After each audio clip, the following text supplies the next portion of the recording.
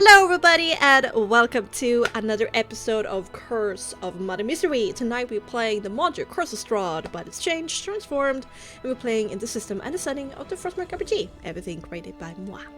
There's a content warning for tonight of bad language, heavy topics, gothic horror, and perhaps some gore. We shall see. With me, I have a wonderful cast of players. I got Lady Lyra, half of Omega's played by Julie. Welcome. Maybe I should have just stayed at the academy. I'm Marty, Archer Warlock, played by Cookie. Hello, welcome. Hello. Is being an adventurer a day job? And next of the Vestaria Tiefling Bard, played by Adriano. Hello, I'm just keeping the coins safe, I promise. And then we... stealing a day job? Well, then we have an open spot for our fourth member that is currently on the way. Join the Discord if you want to learn more, because that person might just be you. Okay. Love you, fourth person. What happened last time, okay? Well, last Q&A episode. with the old man. Indeed. It was sit-down story time with Davian, not doodle time with Bexxy. Oh. And it was just like a basic back and forth after we were required to earn his love and adoration. Like, we weren't just a bunch of fuck-ups, because several people had come before to try and prune the vineyard of its infestation and failed. And Davian was all sorts of sus about our abilities, but nevertheless, we prevailed in a heckin' lot of murder. And after a little bit of looting, he comes in and says, well, now you've proven yourself, like we needed his love. Not projecting at all. And we had a sit-down conversation to say, okay, well, now we're kind of sort of allies, I guess. I mean, we were beforehand, but, you know, we need to get to your approval. We conversed about what we learned from the druid that Nyx interrogated, albeit with charades to a certain degree. We learned that Yesterhill is infested with some sort of curse after the mist rolled in, and like the forest folk that we defeated seemed to be referencing perhaps something from there, which is all sorts of spoopy. It's just a little bit further south. We learned of this relic called the Raven Totem, which for some bizarre reason they thought that be the most, smartest decision to bury this relic that could save the world underneath the nose of Babala Saga, the head honcho hag of the lands. Super smart, by the way. And told us where it is and marked it on a map. And okay, then it was in their defense, they didn't know it was part of the vestiges, okay? It was theirs to do with what they pleased. Wait, so it is part of the vestiges. Yeah, we knew this though. Yeah. Well, we suspected. I mean, we suspected it, but now we know. Well, we had to go there to the swamps to actually find something, but at least we did gain this thought, because it was we learned also that the sun sword that Illyria carries was created in secret by Strahd's brother as a form of a mechanism if they were to throw a coup, because we learned about this whole thing about the Red Fangs and Black Eyes, and they were there to sort of spy or keep... The Red Fangs were like the personal, guard, bodyguards. the more military, and then you had the Black Eyes, who were spies. Indeed. Which Tatiana was part of, and who were led by Sergei. Yeah, for sure. That is indeed factual. But then that all went to shit when the dragon, Argynvost, kind of hit the dirt. But that all kind of happened way back in time. But immediately after that, this group of Black Eyes went to the temple and came out a little bit changed. Not the group of Black Eyes. They were the cool. It was just basically Strahd's adventuring party. yeah. Oh, okay. Adventure party consisting of Cool. him, Eva, Fina, which is Robin. right And in. I forgot to say because I just went from the top of my head, but it also included Kassan, a person named Kassan. Hassan. Yeah, I have that written down. Oh, well, good. Between her is Casimir's sister, who invaded Illyria? Impersonated. Possessed Illyria. So we're kind of on our way there anyway. But we learned about like how the Black Eyes were established and the Red Fang were in the past. As well as this rivalry of the Keepers of the Feather, which is this basic people that we're talking to now, and how they were this opposing force, and they basically got taken down by Strahd, and they've been dwindling and dying out, and it's only a matter of time before they are eradicated. So that's why they've been all secret, hush, don't be suspicious. Don't be suspicious. So that they haven't been actively recruiting. Otherwise, if Strahd finds out and kills them all, that will be that. So we are with more information and with a resolute attitude of saying, "Hey, we better check out Yester Hill because it's on the way. We need to check out this weird temple, but we also need to check the swamp out because this vestige needs us." Just like we need it.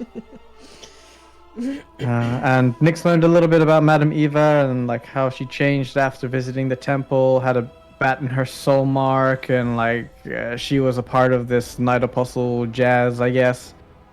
Yeah, so we learned all of that, and then we learned a little bit more about the stones for the vineyard and how it was hey, you've got these really cool things that will make sure that the land is fortified because there's no sun in Barovia to grow plants, so you need some sort of magical fuckery to actually make it happen.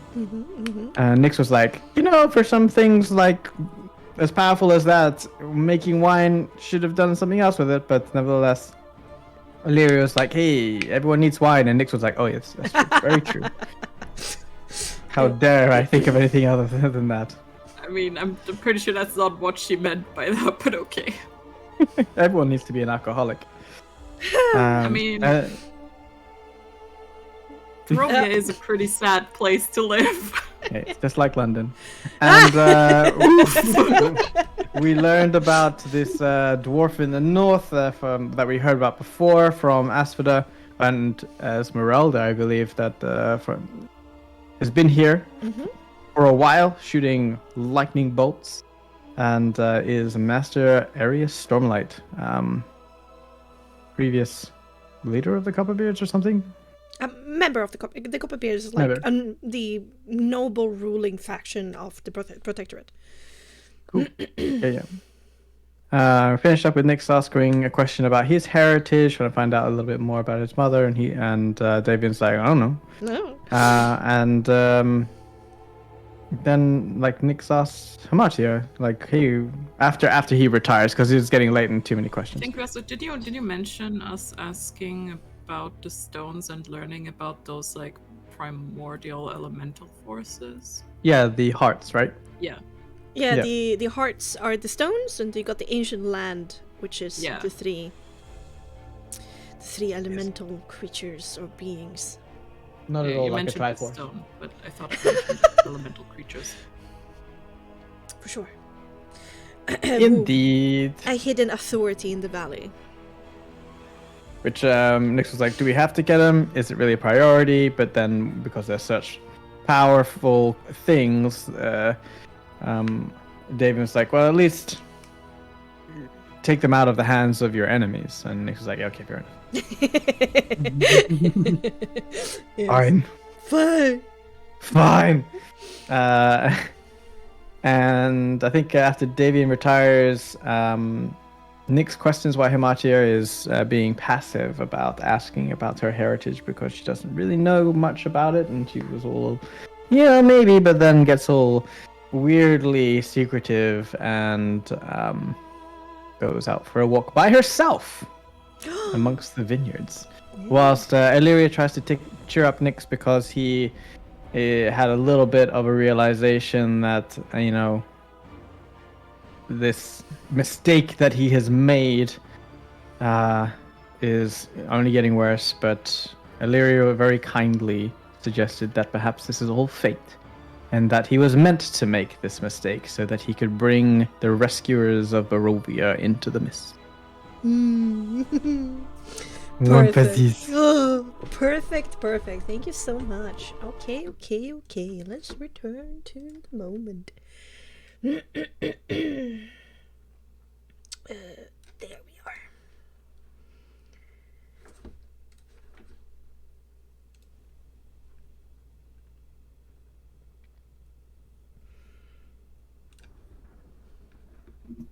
Ooh, eerie. Oh my god. Could you not?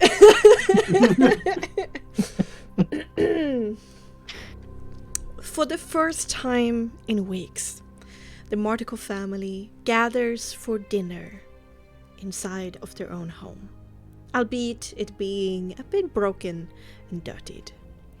Over the course of an hour, activity increases around the home as Doug and the children arrive. There are many heartfelt moments where the family greets each other and expresses their happiness that everyone is unscathed. They also express their gratitude to Illyria and Nyx that are swept up by their presence.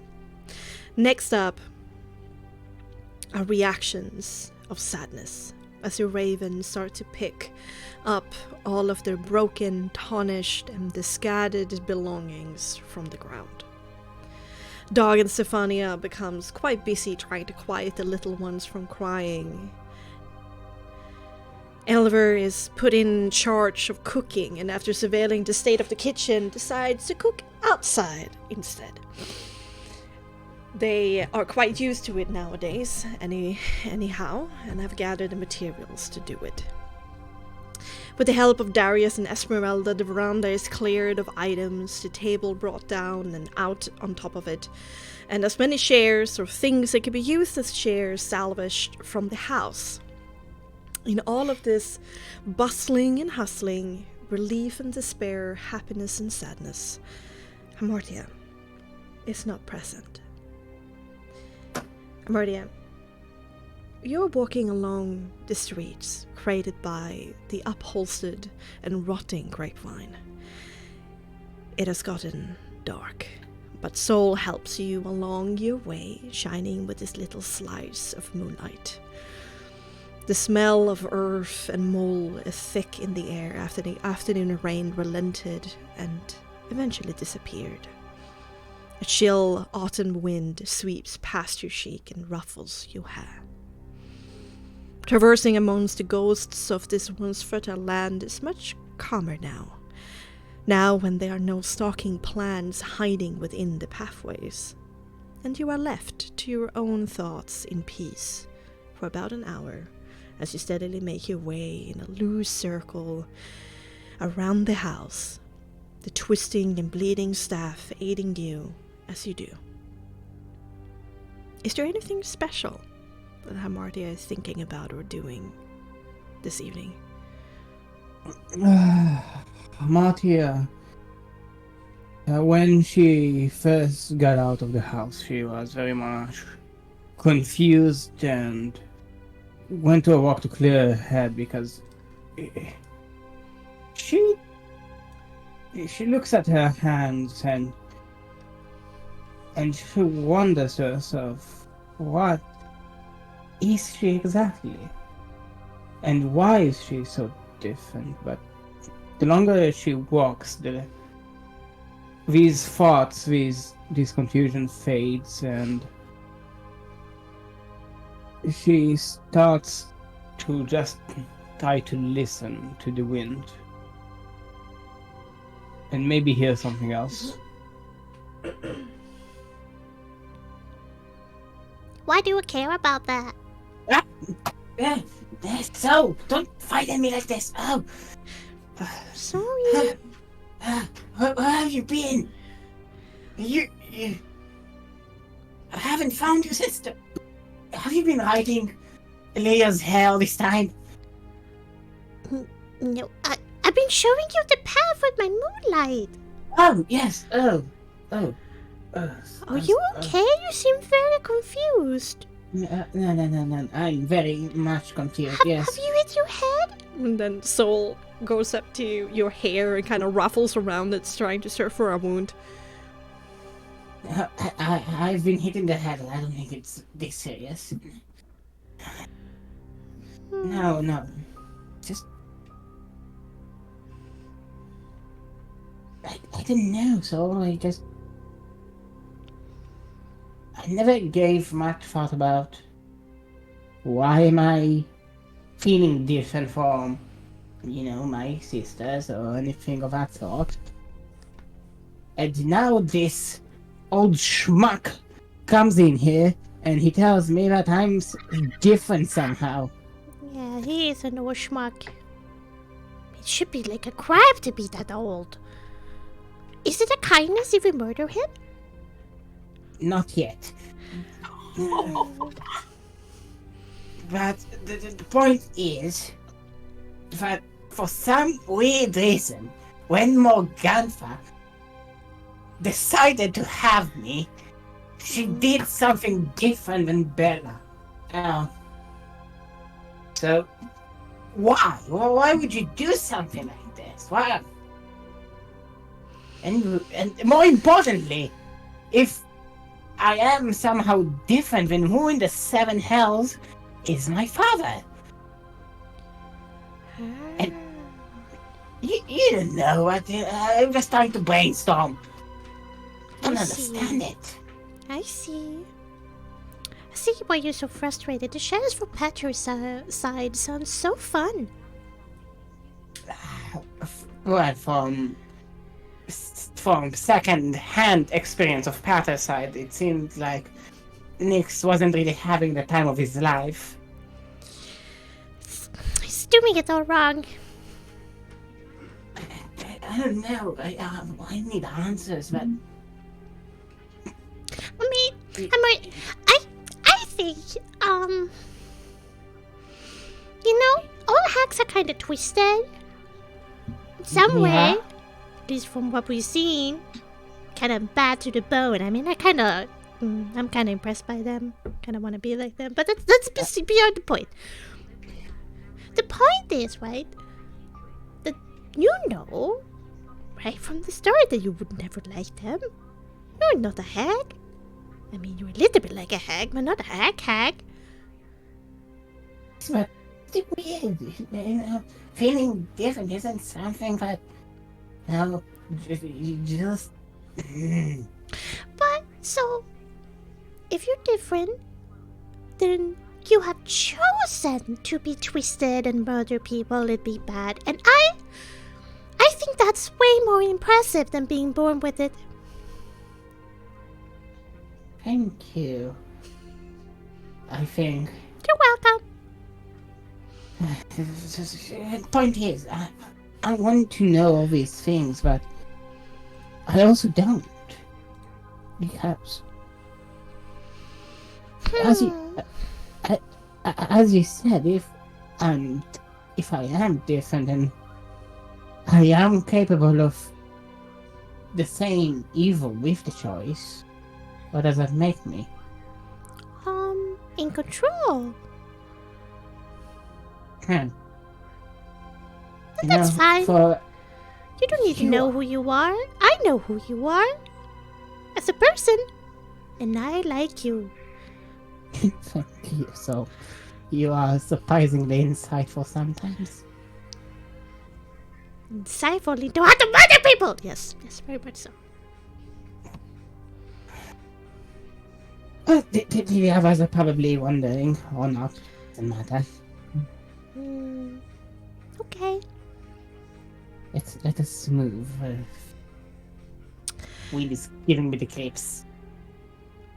You have been moving about the grapevines, the rotting grapevines, for about an hour now.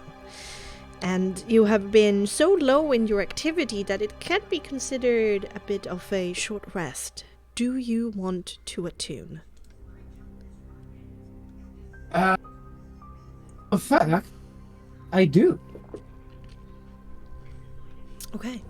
So, in the back of your head, subconsciously, you have been prodding at the staff that has now turned your whole hand slick with blood and that is holding it. And as you concentrate on the magic oozing from the wooden staff, clarity reaches you. Let's go to characters, items, Hamartia, the staff. I wrote in my character sheet the day before spoopy stuff, so... And there it is.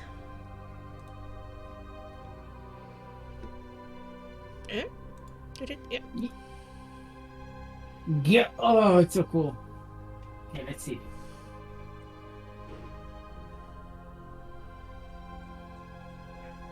Oh, it's very cool.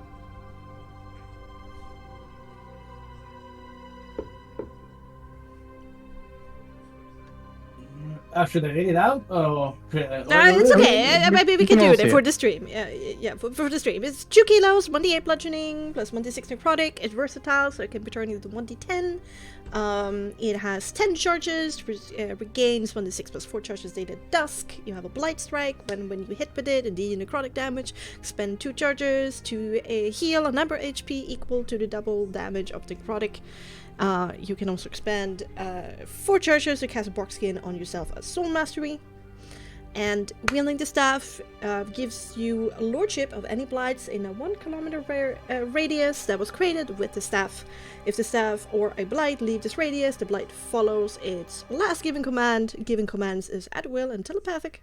If the staff is broken or burned to ashes, in comparison to other magical items, this can be destroyed. The staff will scream, heard up to 100 meters away, and all blights in that area will wither and die. Nice. Which, that part, it does not require attunement. It requires proficiency to wield it. Yes, it does. As an attack. yes, an attack. Yeah. Just as well, Hamartia has it. Presumably, Hamartia has the ability to wield staffs. I don't think so. Let me check. Let's see. Where do I see my proficiency? No, I don't. I have a dagger and a short sword. Well, then I guess you're not hitting anyone. Yeah. Well, you don't get your proficiency bonus. You can still hit with just your strength. Which is -3. Let's go. Okay. Okay, my necromancer has a magical mace, and I remember the DM was like, wait, wizards don't have proficiency with a mace? So like, no, why would they? Well, you got a spooky nature staff, which is still very on theme. Yeah, I like it. Let's do. I'm going to write bark skin soul mastery. I heard bone skin, and I think I need to go to bed. So, now, you know how to wield it. In triumph, you look upon the staff in your hand, but as your gaze turned downwards, you can't help but notice the thick, black, writhing root growing out of your chest that stretches up to the sky and to the south. You gasp, wrap your right hand around it that is free from the staff, and you tug. But you end up hurting yourself, as if you were tugging on your own limb attached to you by bone and bark, sinew and fiber. Then you feel the root tugging back at you, pushing you forward, pushing you southward. You want to let go of the staff now. Whatever this is, you don't want anything to do with it. But your hand won't obey. it still grasps the staff in your hand. As your hand turns white in concentration and your gaze focuses in on it, trying to stop whatever this is, your gaze sweeps away from the root, but then when it comes back, there's nothing there anymore. You look up to the skies. Nothing there. You feel your chest. Nothing there. You try to let go of the staff, and it falls to the ground harmlessly. And you hear Soul's voice in your head go, Mardia, is something wrong?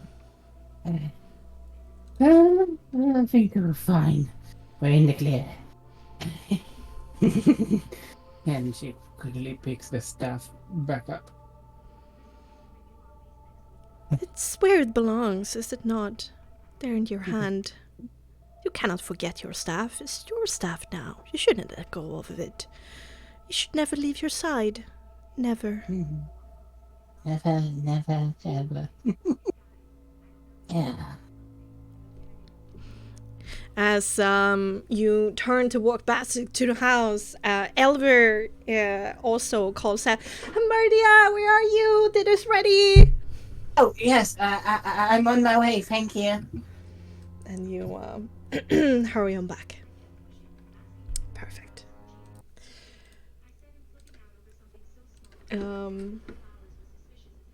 Here we go.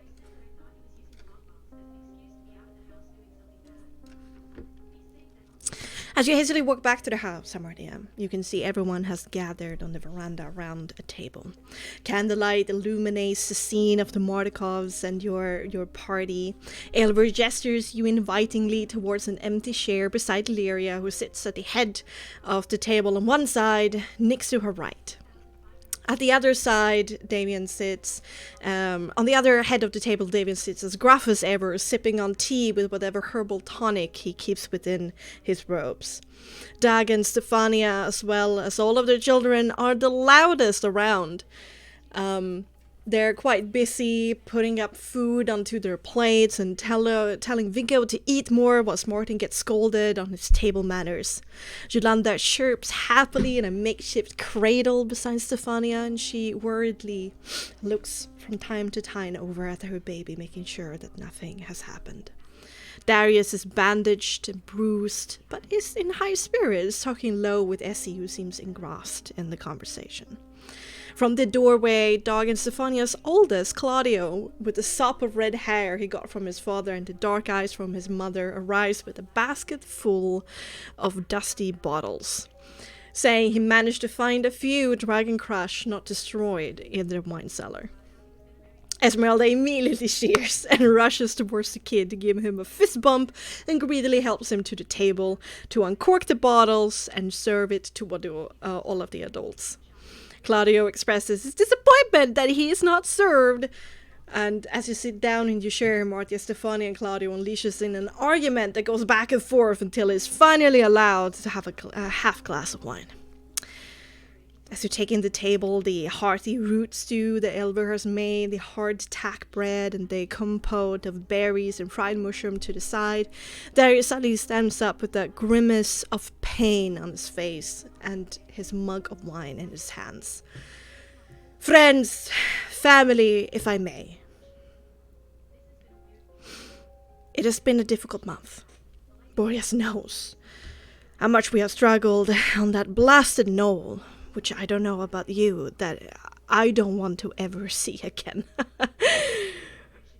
We must recognize our tenacity and be thankful of our family bonds that has kept us safe and floating despite this invasion.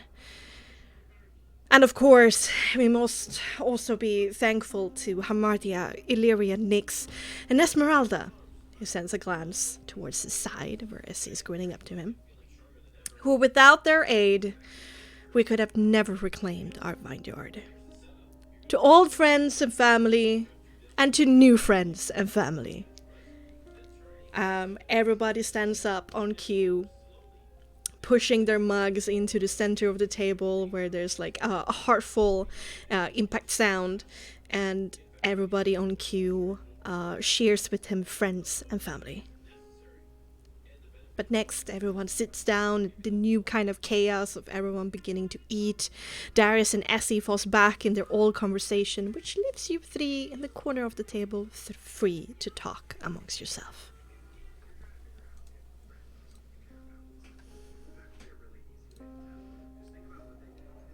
You were gone quite a while, Hamatir.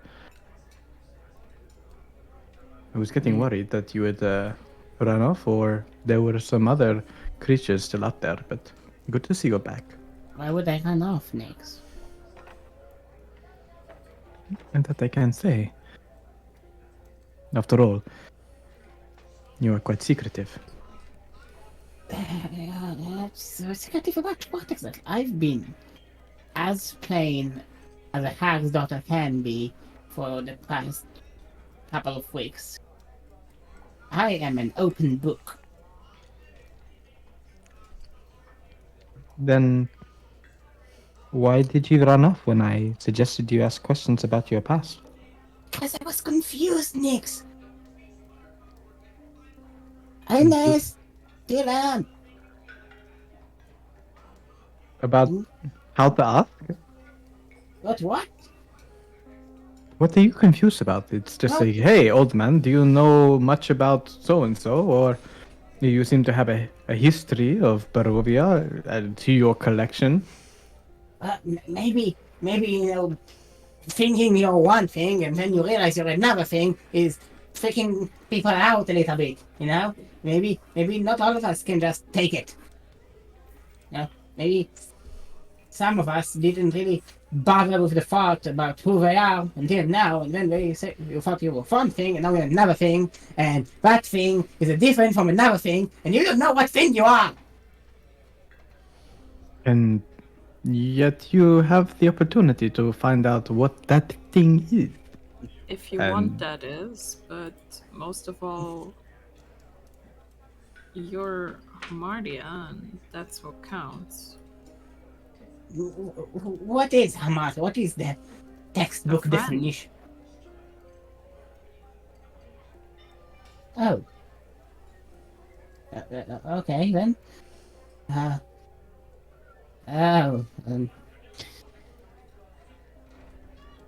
Maybe you need a little encouragement, a little restrictions of your inhibitions. And Nick slides over his goblet. Suggesting she's getting drunk. Hamartia looks at, goes on in a circle with her eyes and scouts everyone, and then says, they all know my secret anyway. What does it matter? And she's gonna down the drink. Is he gonna share across the table? Amartya, yeah, let's go, take more! And she kind of pushes the bottle across the, slides it across the table towards you. I'll grab the bottle and pour it into Hamachi's cup until it's almost full.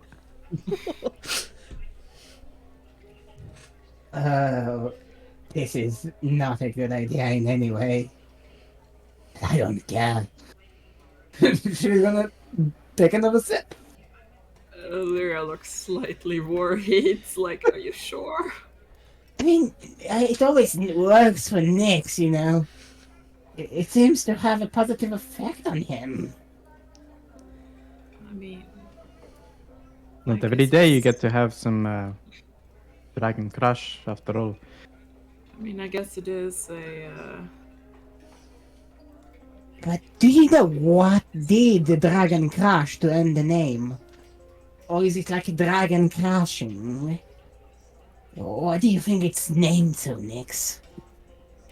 I mean, we're probably the wrong people to ask. Maybe... Does Nix know? Oh. As a wine connoisseur. Make me an intelligence check with advantage. Yeah, advantage, let's go! This matters to you. Boost check!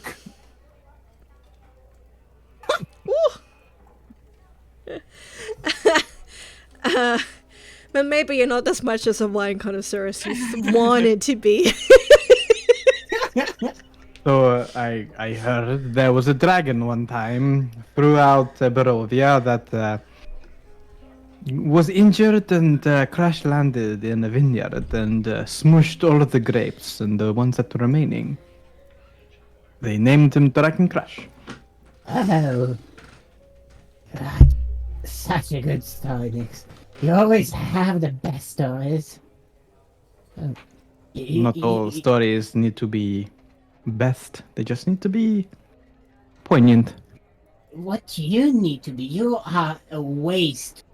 Being here and saving Barovia. What you should do is go somewhere else and be an actor or something.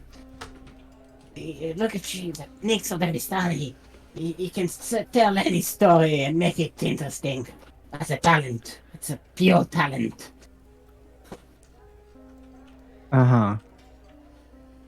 Well, I'll get right on that after we remove a overlord of an entire country. Yeah, I Think think about it. that's a plan for after saving Barovia. Maybe. You can do both probably. There are times for stories, and there are times to make stories. How do you come up with those phrases all the time? Actually, I don't know, maybe Casimir is rubbing off on me. Maybe it does. I mean, we haven't been with Casimir in a little while. I know, I'm filling a void here. Yes, but Casimir has this long-term inspirational effect to any who cross path with him. I wouldn't go that far. He does his Oh. best. Yeah, so I need to ask the old man some questions about that. Things See what you aren't do. busy at the moment. I have a question or two for Ezzy, but you go ahead. It's been a while since Illyria and I had a moment together. Alright. She gives you a puzzled look for a second. And goes, Okay. Okay. Well, you're currently eating. Are you just gonna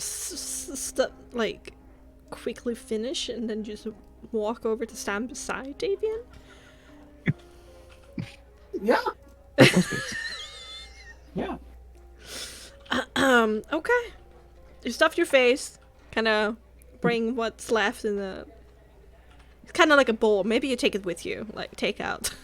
Yeah. Take away. And then you push out your chair, just heads on over to Davian to stand beside. He's only eating with like a spoon, and everything has been cut into like small pieces for him. But he has this very shaking hand as he eats, and he seems very much not happy. Make me a quick empathy composure. Ooh. Q check empathy composure. Na where is it? It's in empathy.com. Empathy.com 18. Oh, it's quite clear to you that he hates being feeble. And he kind of like drops the spoon as he sees you, give you an irritated grunt, but then like Stefania leans over the table to place her hand on his.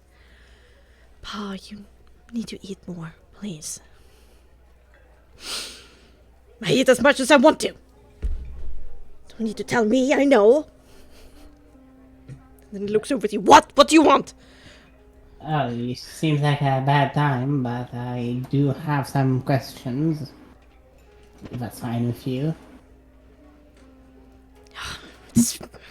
Beats this, and it kind of like throws his spoon into his bowl. It kind of moves very slowly to just lean his body so he can look at you more comfortably. What is it?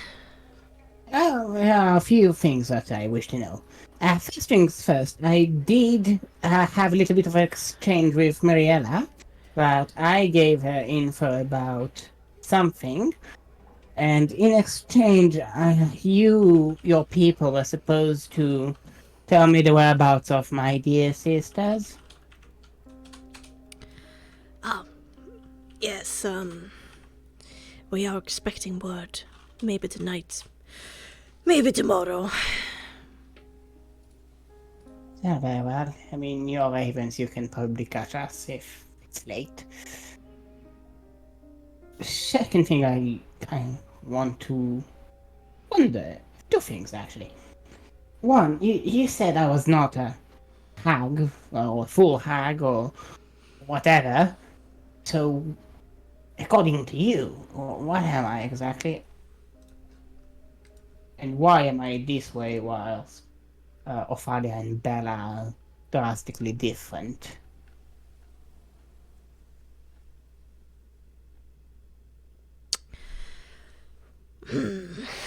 Well, I'm not an expert, but there were some interesting intel that we received after the contract, the alliance that was made with the hags. The Savage Empire allowed them free passage up to the boats as they traveled south, at least those who wished to come. And a lot of them did, including Baba. And in that contact, well, we did learn a little bit about them. He furrows his brow as he's like trying to recall information that he might have not picked up for centuries, like talked about. Or decades. I mean, they don't live forever. Well, there's several ways a hag can have children. One is with their kind, but they are genetically able to lay with humans as well. Or humanoids. And in that regard, it's more of a half-hag, in a sense, but they all acquire this peculiar ability of, changing at will.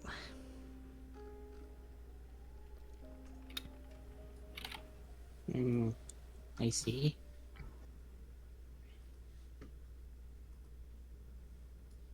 So that's all you know? There might have been something else that my father told me about it. I'm sorry, it's been years. Oh, I see, it's fine. Well, and then one more question before I leave and stop bothering you. So you know I touched the stones, correct?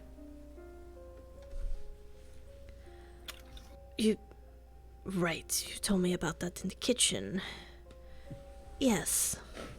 And now, the stones, or whatever is in them, gave me powers.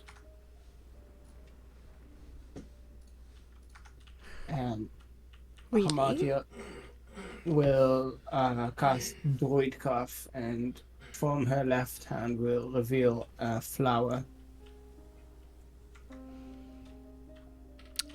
His eyes widen a little bit.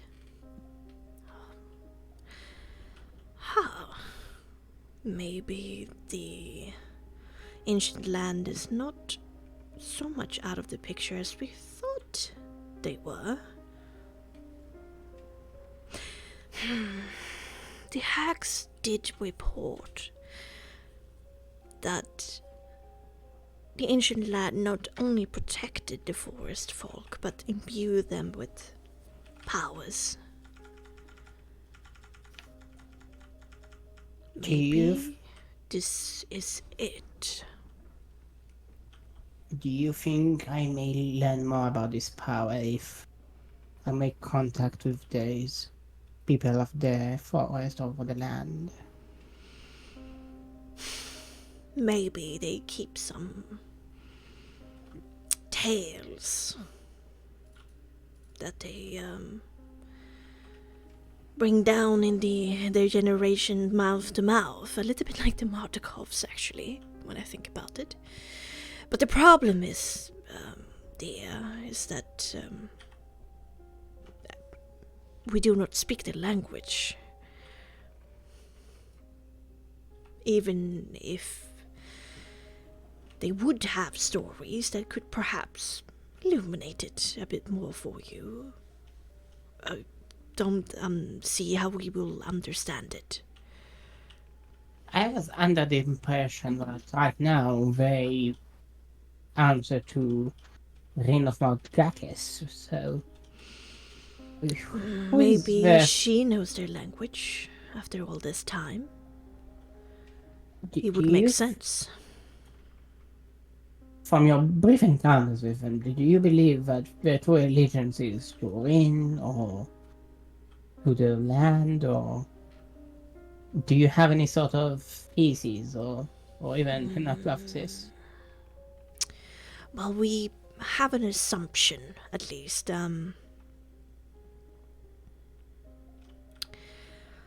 We do know that the forest folk used to revere this ancient land once upon a time. And then they disappeared, and their power has somewhat been siphoned into the Night Apostles and Strahd. And not long after that, the forest folk developed a special relationship with Rin. Maybe they are still serving through an intermediate party. Or they don't care about that anymore at all, and one idol has been switched to another. I see. You've been quite helpful, and I've been quite bothersome, so I will let you go back to your food. Yes? I would explore this. Whatever advantage we can gain is, well, invaluable. Yes. You should have Indeed. spoken up about this earlier in the kitchen. This is fascinating. Well, if you wish to know more, you know where I am. Yes, I will. And it kind of sags a little bit and tries to bring up his spoon and starts like shaking again. It's he seems a bit tired. She gives him a little wink and goes back to where she sat beforehand. Oh, I didn't. There we go. Nick Celia, anything interesting? Anything you want to roleplay? Does Nyx? I have a small thing, but if you have something. Sure. Okay, Nix doesn't have a small thing. But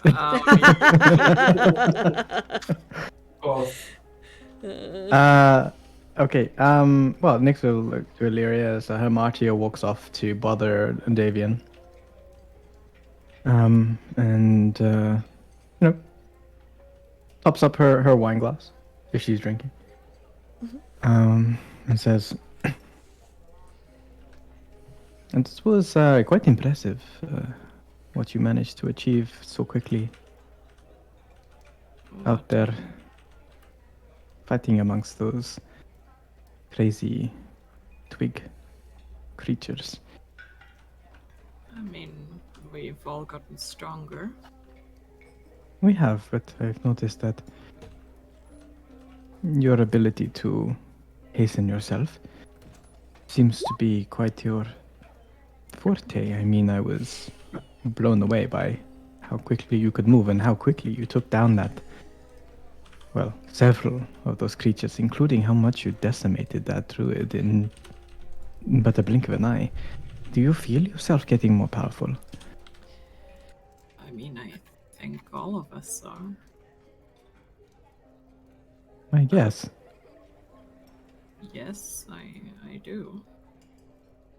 And I guess we never really spoke about it, but do you feel that power is coming from your original soul mark?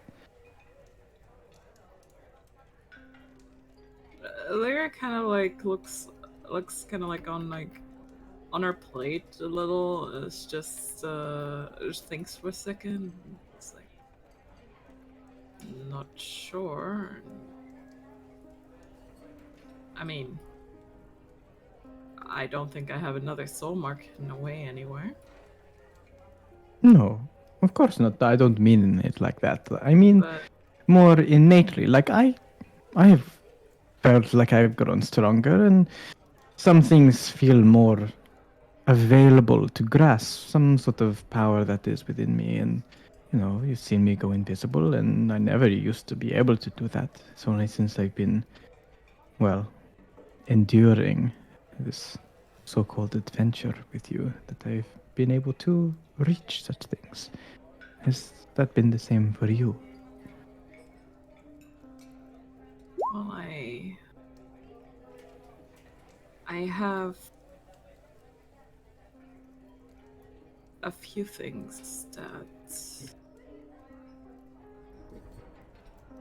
I felt like I could do for a while, but never quite had the souls to spare. Well, speaking of souls, I mean, we did do a lot of gathering of resources, and is there some amount of souls that you are requiring? I could do with a few. I mean, I don't cast spells as much as you do, but What do you need? Let me help out.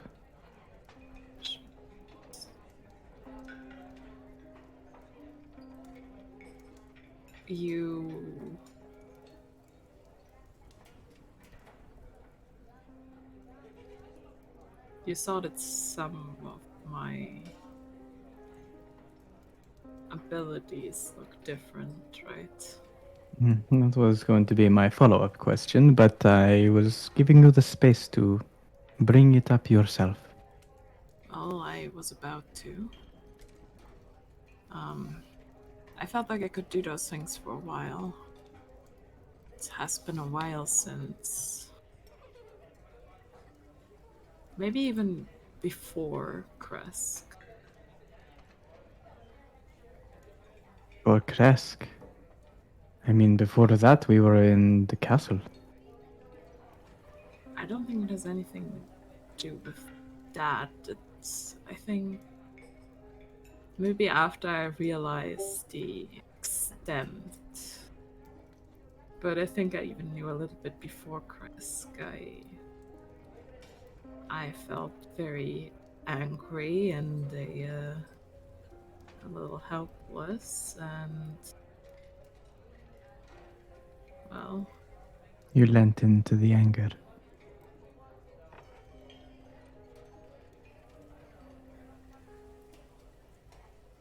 maybe. Don't have to be bashful. I did too. I was very angry too.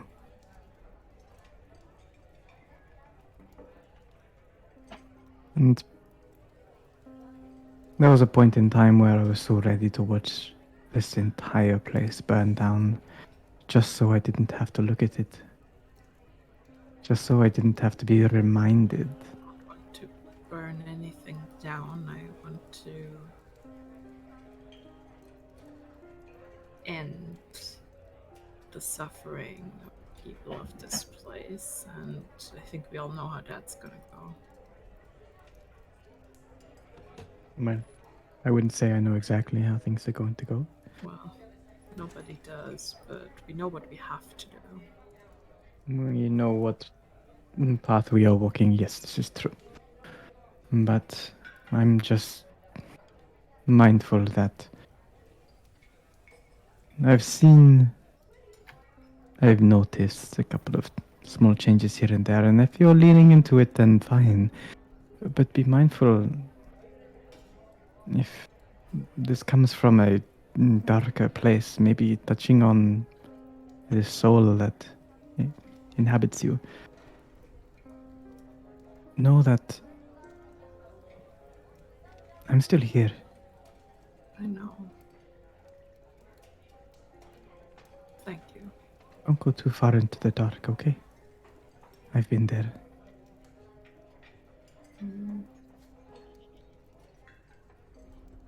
I'll try, but I don't.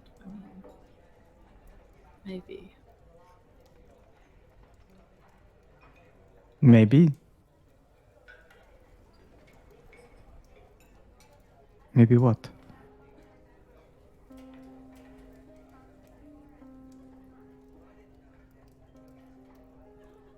Nothing.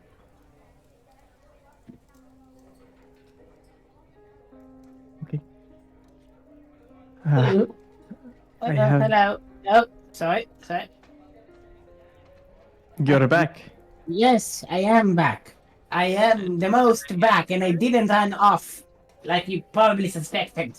I mean, I saw Nobody you was suspecting. interrogating We saw you at the Davian. other end of the table. Well, Right. maybe I'm a clone, and the other Martia ran off. You don't know. A clone. How much did you drink? A duplicate. It's getting there. Oh no. We were just saying, Harmatir, we did a lot of great work today, and we have gathered resources that were long lost. Are you? Don't you mean we did grape work? Nick sort of like chuckles for a second. Bravo.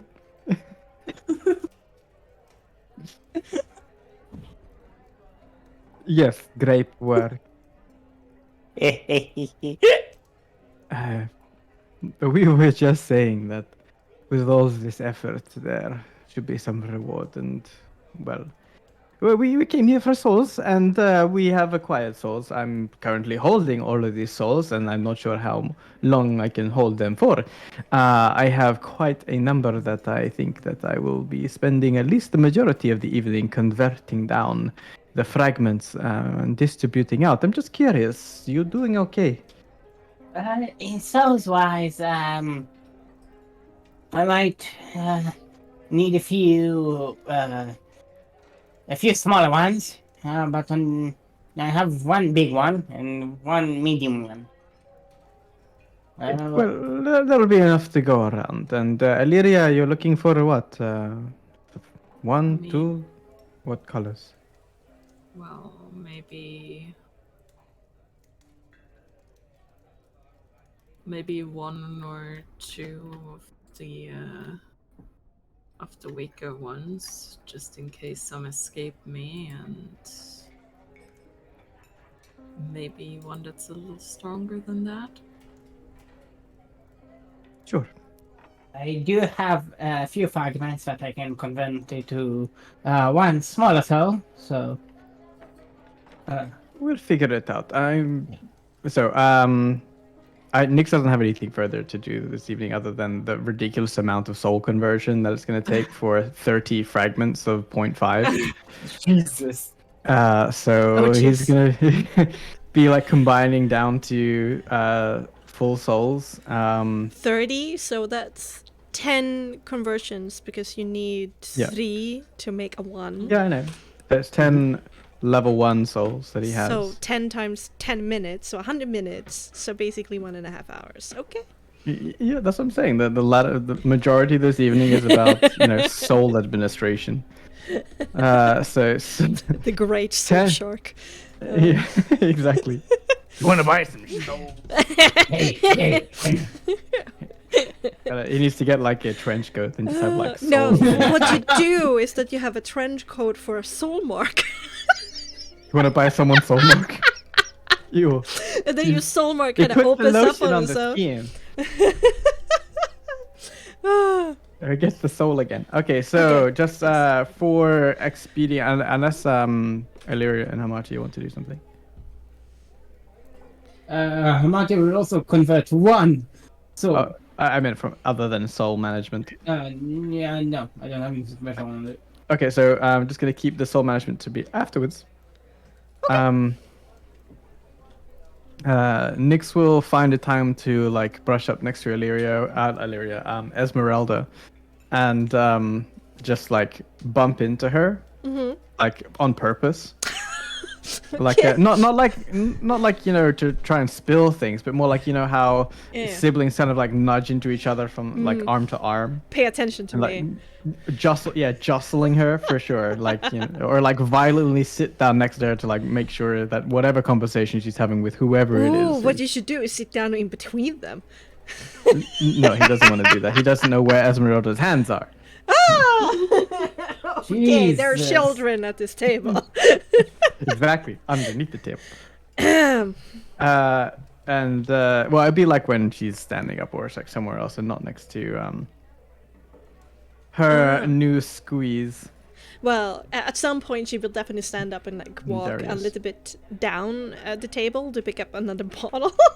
Sure. So he's just like, basically, this is how it's gonna go. It's gonna go as non-verbally as possible because Okay. Nyx is gonna use his presence to communicate with her through a series of eyebrow wiggles and sort of eye gestures and like nods and like was that like Darius and to Esmeralda just to do all of that. That he's so often done with her to Yeah. communicate. He any good?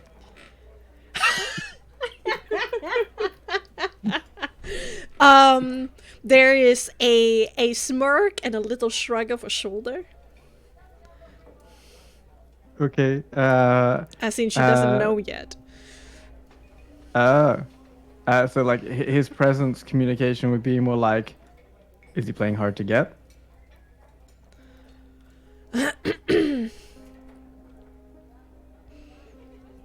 She glances over her shoulder quickly and then shakes her head a little bit like ponderously. No. Oh, so then Nyx will be confused and like give a confused eyebrow wiggle.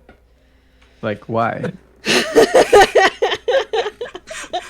What? She shrugs her shoulders again and looks a little bit lost, a little bit like like unlike herself. Like she's usually very assured, and goes for the booty. But Yeah. but you Her read that mojo is not she is hesitating. Yeah, so he like still looks at her inquisitively and does like this entirely juvenile look down below her waist and look up at her and then like sort of go like grimaces. She puts her fist on her hip and goes, "You said what?" And like Nick sort of like does the backing off, like, okay, tell me kind of, you do you or not do you, whatever the case may be. She makes this quick hand motion of pointing at you and it slits her throat. I'm like, you better just back like off. the biggest grin and starts to like quaff a bit of his glass. She And, takes 2 bottles instead and walks back. Furious.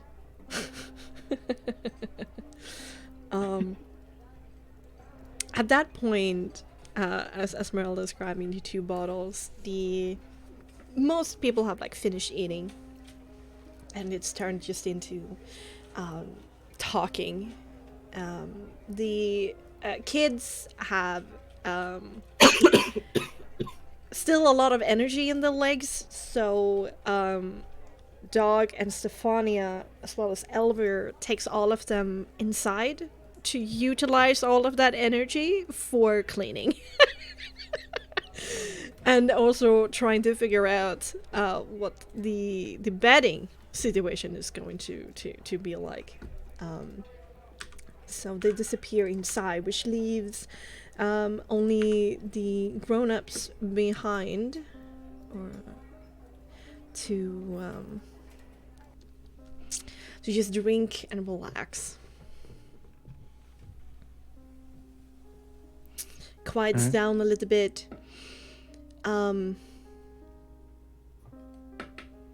Darius is looking more tired than he should, probably from all of the wounds he has taken, but he instead he leans over the table a little bit and places his elbows there and goes,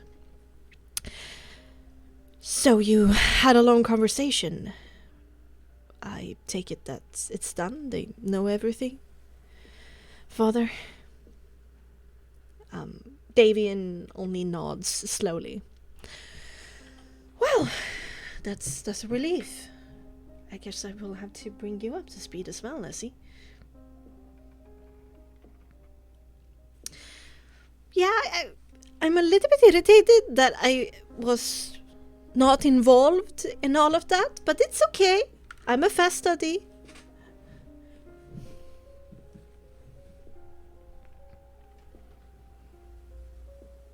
"Do you want to head somewhere private so you can teach me?"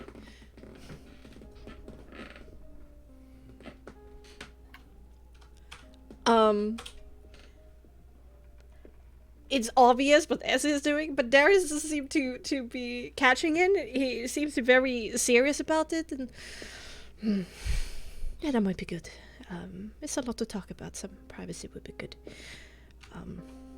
Might need like a little book for notes or something like that. And he takes a bottle, as he says, and like continues talking to himself, small talking. It gives you guys a little bit of a nod as he and Essie wanders off. Make sure to take notes, Ezzy. It's a lot of detail. Is he as oblivious as Illyria? Essie turns around, gives you the finger, and then continues on her way. And then what is left is only you and Davian, who seems to be like almost half asleep in his chair. Very, again, sagging where he sits.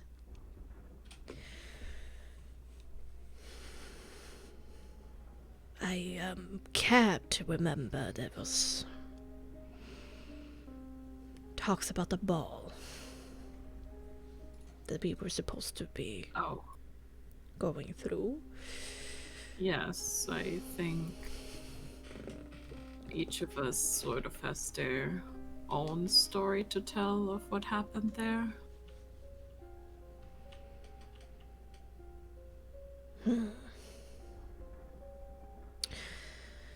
Tell me how it came to be, everything leading up to it.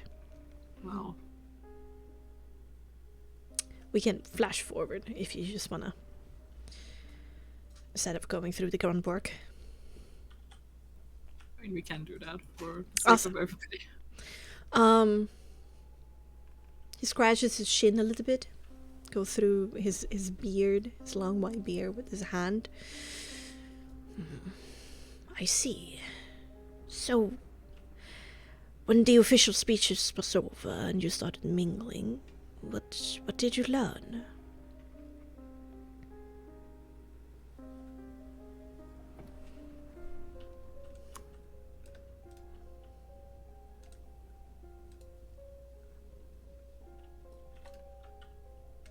Well,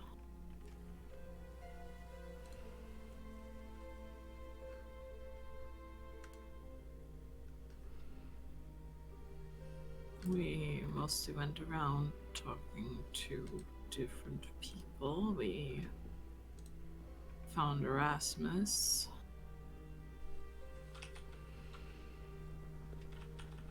Lyria's kind of like giving a little rundown of everybody she remembers being there. Okay. Okay, so you inform him who Erasmus is. Elsa von Twitterbuck. Yeah, she mentions Lord Bescal, the prince.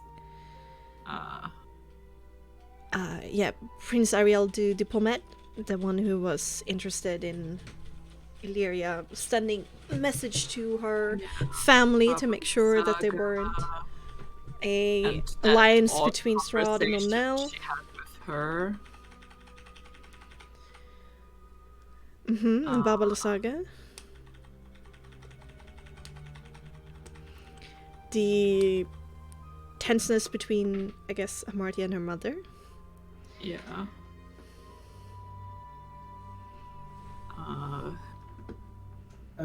We have the knight. Forgot her name. But, Yeah, Eris. I don't think Illyria had much to do with her. No, His face, Nyx would be let's able have- to. Yeah, Take that Nyx part. would have to catch him up on that one. Oh, I need to check. We also have the fabulous looking chef. Yeah, Lord Pascal Offenheis. Indeed. The one where we were freaking out over. Yeah, I don't know what you mean. Oh, God. We had Thaddeus Vance. We had the Venus Fad. Yeah? You retell maybe how you walked into him being painted by Tista? Yeah. Yeah. Can you guys hear me now? Oh, yeah, Yes. now. No. Now we can. Sorry, I've been like talking forever. No, Like, I'm sorry. Oh no. it's okay. I was like wondering why people weren't responding to me. I was like, wait, what was the last thing I you heard thought me that say? you were very quiet. The last thing, nothing at all. No, Got it. it was just me talking about Davian bringing up the ball. Yeah. Yeah, no, that's fair enough. From We that. can skip. The last enough. thing we heard from Nyx was when he talked, or, well, not talked to Essie. Yeah.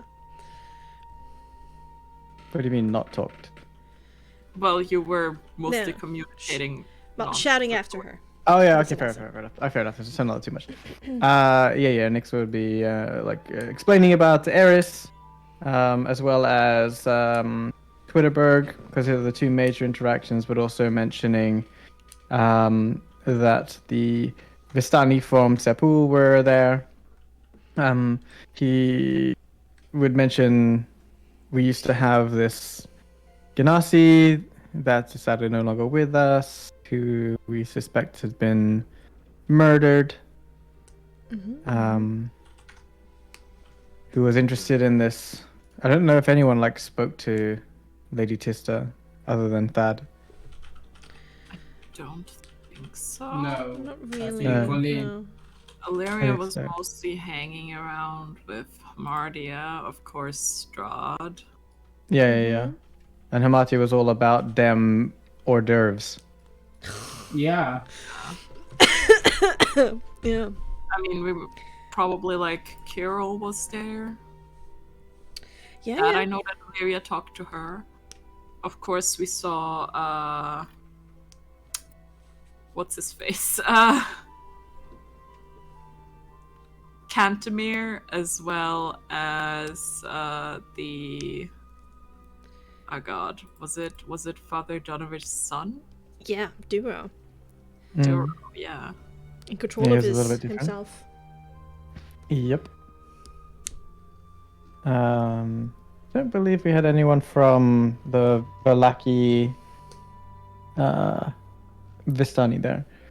No, not oh, Valaki? Lady Vok was there, wasn't she? Arigal was there. Aragol was there. Alright, much to Hamatia's dismay. Yes. And yeah, Lady Vakta was there. With two of her shumps. Book club people. Yep. And then a whole bunch of other Vistani for sure. Where next to send his family. The three concerts that decided to Oh yeah. do Mean Girls. I mean, yeah, Illyria is gonna mention them, of course. There was also one that was kind of nicer to her, right? Yes. That was Ludmilla. Ludmilla, Oh, Ludmilla. who was dark skinned, who Yeah. put her so to the other one was Anastasia. Yeah. And the other one was Volenta. Volenta. Told them that if you became a part of the court, marrying Strawn, that would mean that you would be placed over them in the hierarchy. So maybe this shouldn't be so bitch-like to you. And then that old bare-chested guy, the Prince Ariel. Mm-hmm. So, like, we'll name all these people, at least to the best of our abilities. And if he, like, reacts to any of these names, we'll sort of delve deeper into our interactions. But if he doesn't, then no big deal. Yeah, he will mention that Erasmus he didn't know anything about. Ludmilla, Volenta, and Anastasia he didn't know, but he recognizes the names that you bring up, the vampires from the court. His memory seems hazy about them, but he does recognize them from like the time before the Crows and the Black Eyes were disbanded.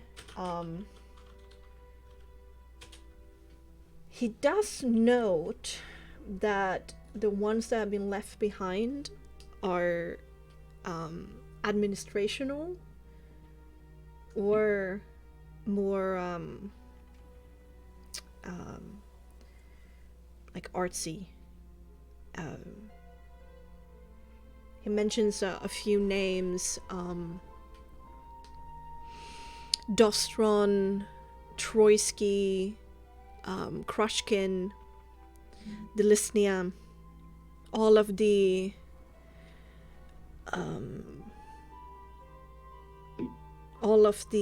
generals and captains and champions doesn't seem to be any longer there at the castle.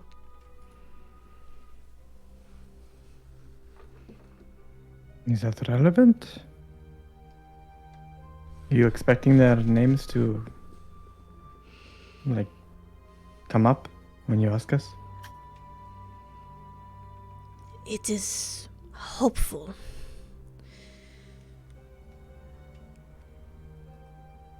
They are still full vampires. But except for that Erasmus and consorts, I do not know if they've been elevated to such a position. But when it comes to full vampires, not all of them are the same. Some focus more on finding expertise in whatever craft or art that they set their mind to. But there were also those who were lords and rulers, soldiers and warriors of their own right. These were the hard and sharp survivors from the war, further forged by it.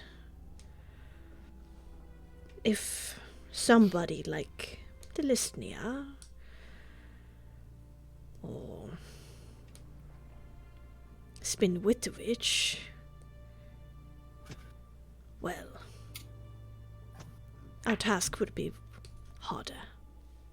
So it's happy news for once. I mean, also, I think not all of them are too fond of Strahd. I can imagine so. I mean, Pascal and Elsa and just,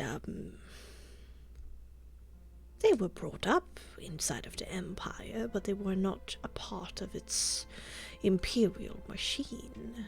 They could have survived in Shay's Empire as much as it did in the Sarovich one. These are not the War of Thrones. I can imagine that their loyalty is not clad in iron. And I can also imagine that a lot of their friends, perhaps even what they could consider family, some of the vampires did still have some form of hearts, even though they were cold and dead, that were destroyed in the chaos, in the aftermath of Sergei's and Tatiana's deaths.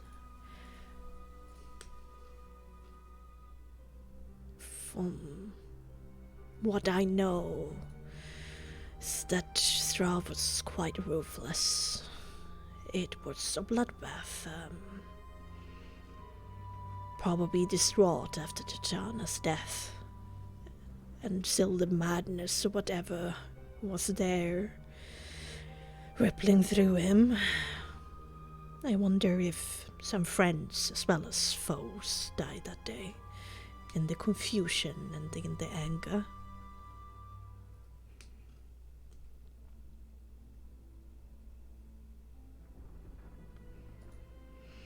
Is it enough to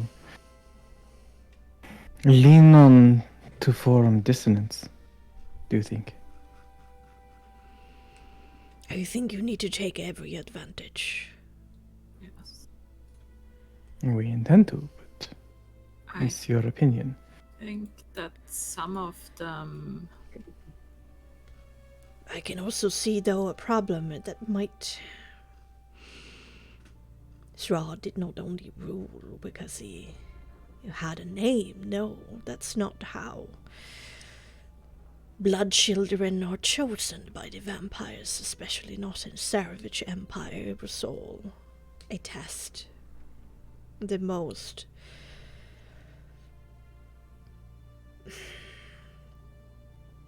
children with the most potential went through rigorous training, and then perhaps they were elevated into vampire spawn underneath somebody's control, and if they survived that, well, then perhaps they came under control of somebody higher up in the hierarchy, and then on it goes, and several decades or centuries have passed, and then they might earn the right to become a full vampire, and then earn themselves a title, and then from there they carry on to the point that they reach the kind of fame and power that the imperial couple might choose them as heirs.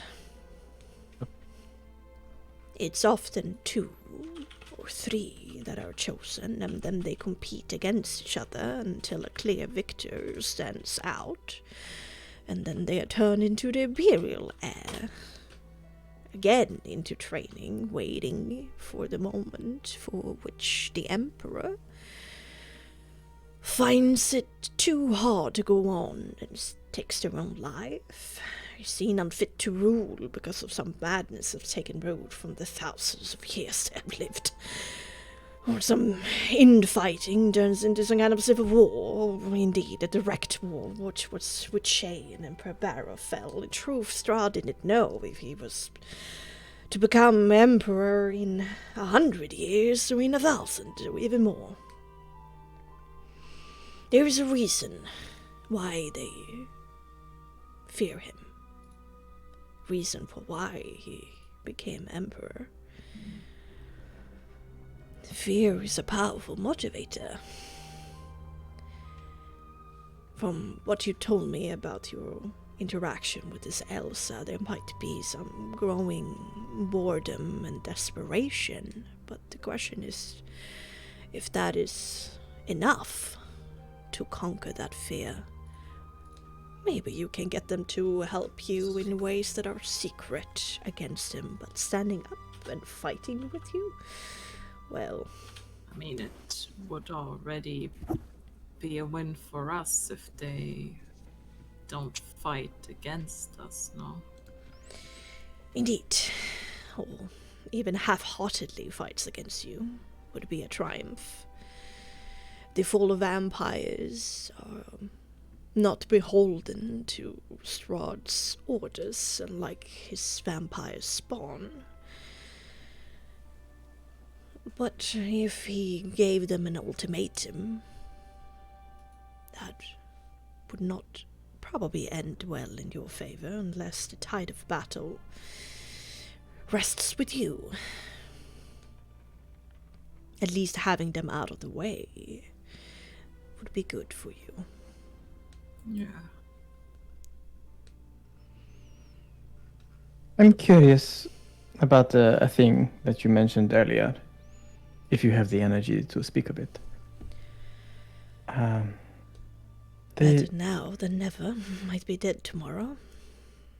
Well, that's optimistic. It's realistic. Yeah, What do you... sort of, yeah. But let me ask my question before we get too off topic. Yes. It's to do with what happened with Strahd and the temple. And the group of people that went there, including Madame Eva. Mm-hmm. You spoke of them like you knew. Like, they were a group of people that were friends, I suppose. Strahd, Eva, Katrina, Rahadin, and Kazan. Yes. Yes, they were, in a sense. Some of them maybe more loyal servants than friends, and some were definitely friends and not servants. What do you mean by that? What was the dynamic? I mean, I'm here with Illyria, and I'm here with Hematia. We have other friends, but... As an emperor of vampire empires... Oh, Sorry. I know. I hated myself. As a savage, you cannot allow yourself to be seen as too weak. I'm sure behind closed doors there might have been another tune, but even between a group of seemingly friends traveling on some kind of grand task, there would still be a bit of a hierarchy involved. Strahd could not allow himself to lose face. But it was clear that what Madame Eva had in Strahd was true friendship. And what did Patrina mean to Strahd? What did Rahadin and Kazan?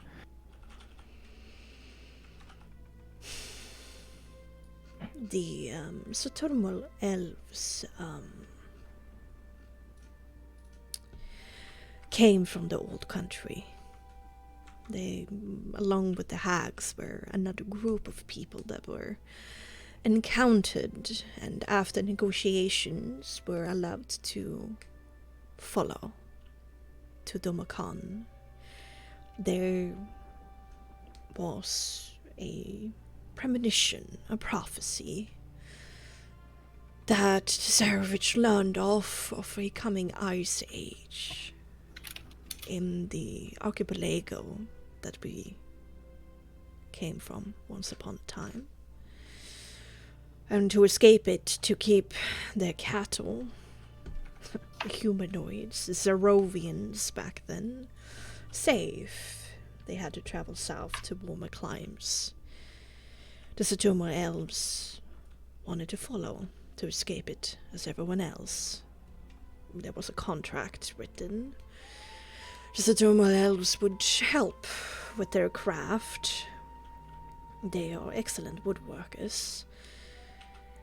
For a number of years, they would offer favorable terms and not be paid much salary for their work, and there would be a number of soldiers offered up.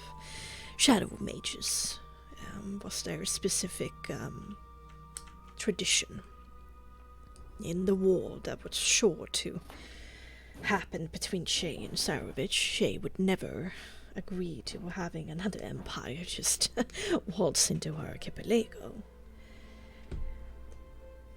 Rahadin, for what I know, was very young and became... He came to see Strahd as his idol of some sort. admired him. From what I understand, Strahd found it amusing, and he groomed him to become a personal servant, like a butler.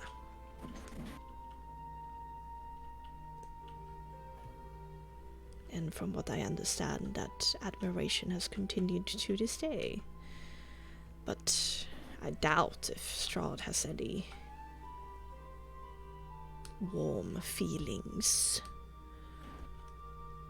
towards him. Petrina, on the other hand,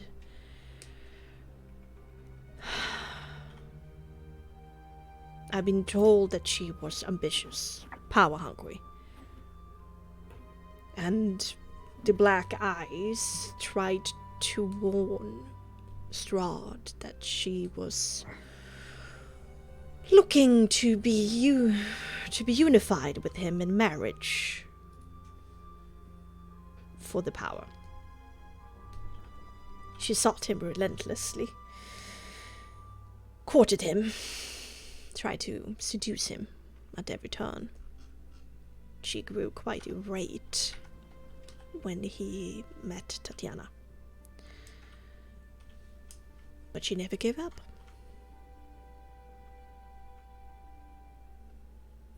Uh-huh.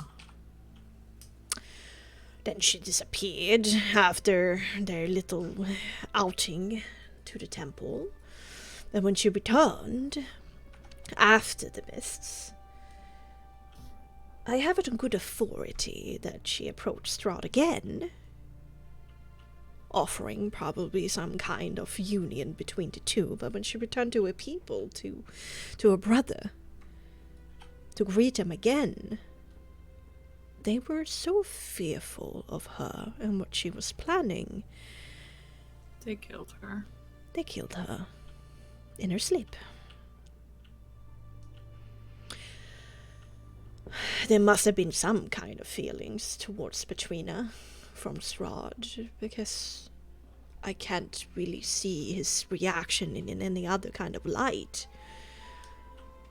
Murdering all of the females at Turmoil is certainly an act of anger.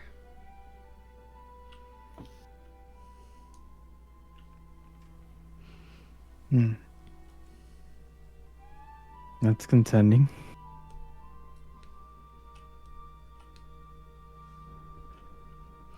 I know that the elf brings people from time to time that he considers perhaps powerful enough to the temple, and it often ends catastrophically.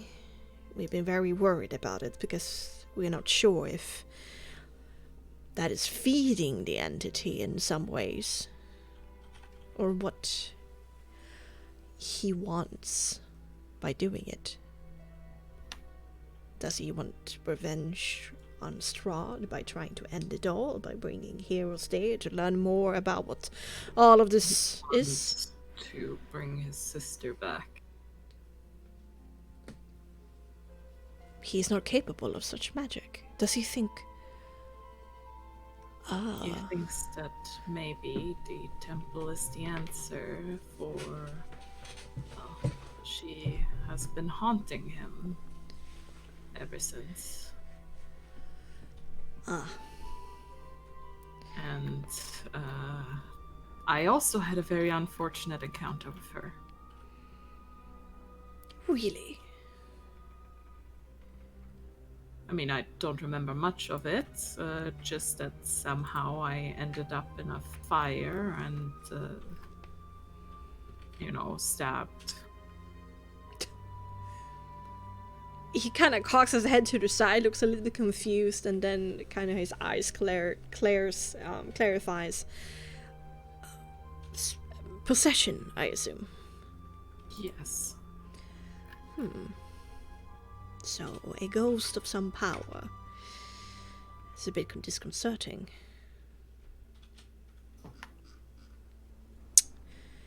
Well...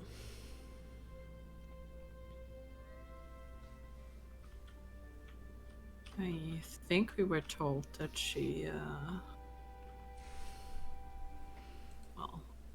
she wanted to hurt me, to hurt Strahd. He seemed very eager to make you look like a fool, Illyria. Yelling and shouting, acting Well, like anything to break you down from a personality perspective. I do recall the thought that maybe he assumed that you are Tatiana's sense your resemblance. But she didn't do anything to mark Illyria as Illyria or Tatiana. She did it to kill her. She wasn't doing it for fun. She had a vendetta, and a very clear vendetta at that one. And since you kind of look like her, It's not kind of. It's an Well, apparently I look exactly like her. Well, apart from the hair. does that mean that Casimir's sister possessed you because she is still holding on to a jealousy that Strahd is more interested in Tatiana than it would be of Casimir's sister, and she would do anything, even beyond life, to make Strahd available for her so she can continue to court him? Is it that based? Is it that? Think that, well, I mean, I think Casimir told us this was apparently because she wanted to hurt Strahd through me, but if she's True. really that power hungry and ambitious, and might still be, Is it really all about power, or is it all about making Strahd fall in love with her? I thought Some- it was right. Although anything else. Why not both? If Tatiana took Strahd's attention away from Petrina, and Petrina was all hell bent about trying to woo Strahd, having another woman, well, hell hath no fury.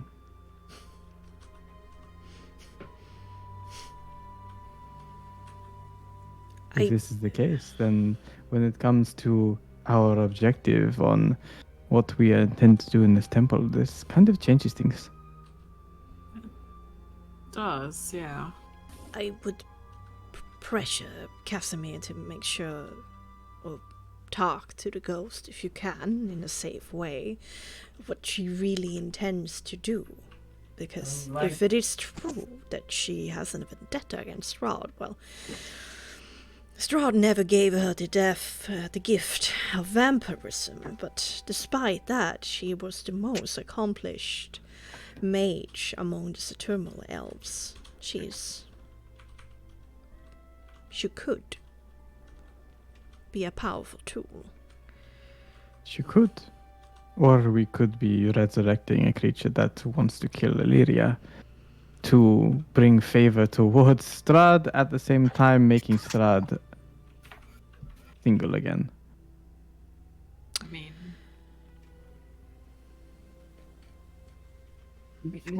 I'm sorry, but I said it when the idea first came up. Resurrecting his Casimir's dead bitch mad of a sister,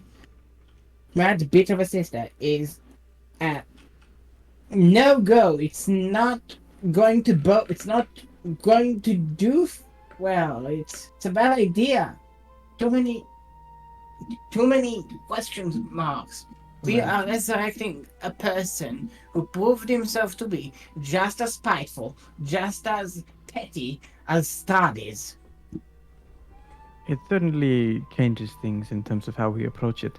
Whilst we made a promise to Casimir to follow through, and we have our own objective in the temple, I think now, before we do any resurrecting, we have to establish actual clarity in terms of what is going to happen should we do it, as opposed to, okay, we promised, we'll do it. Yeah. I don't know if Casimir is aware of this relationship that his sister had with Strahd. Maybe he is, maybe he's not. But if anything to go by, I don't know the ins and outs of Esmeralda, and she's the closest thing I have to a sibling. After Well, all, she went and Don't know. traversed outside the mists with Van Richten and came back some sort of monster hunter. He knows they were close, and that's why she was killed in the first place. Well, there are a lot more questions now, also, all I'm saying. Yeah, I'm a little bit concerned. I mean, if she wants to hurt Strahd, she could be a powerful ally, especially since we do have two very powerful magic users here, but I don't think any of us ever paid particular attention in school. I haven't paid the most attention to necromancy or how souls sort of can be reanimated, other than, well, what I have learned very recently. So you're absolutely right. I don't know exactly how that's going to work, but her motivations beyond life will still be there if it's strong enough that she is Well, remaining a specter, I mean, because she- well, let me finish. If she is remaining a specter purely because of the rage in her heart that she would stick around to be reborn just to spite Tatiana, that's a lot of hatred. Yes, so that's why we need to know if her hatred is towards Strahd or towards Tatiana. That is what we need to find out before any resurrecting happens. Oh, and if she just hates Strahd and she is capable and willing to burn the entire valley just to get to Strahd, that's fine then. Or if we just burn Valaki or Barovia village to get back at Strahd. Or- No!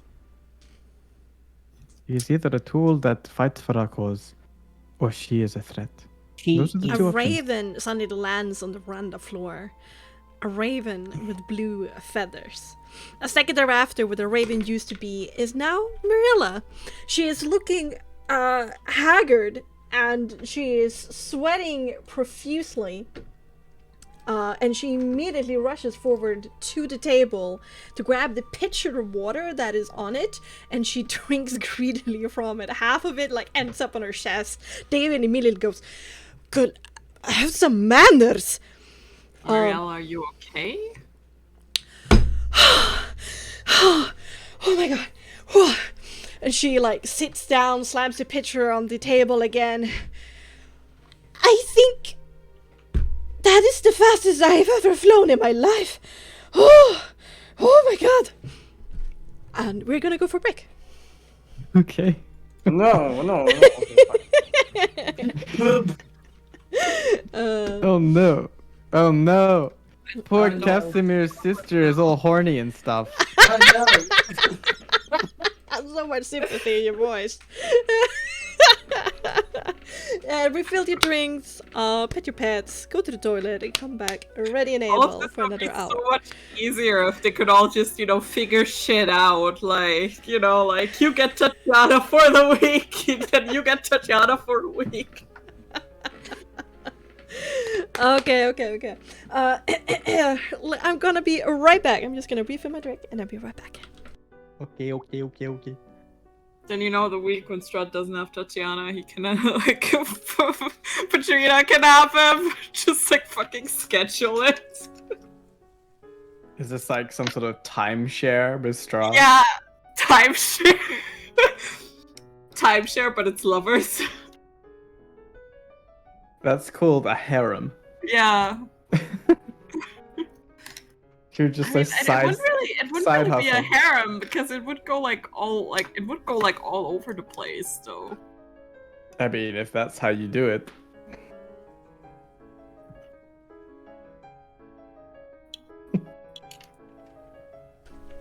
I mean, he has a whole court of hussies. I'm back. You're just one of them. Bowie, I can't believe it. That Raven just stole my drink. The water, I hoped you would go for, like, the wine instead of the water. I'll be right back. The mix was like, that's wine. She just drank a half pitcher of, like, aerated wine. Yeah. I was decanting. decanting that.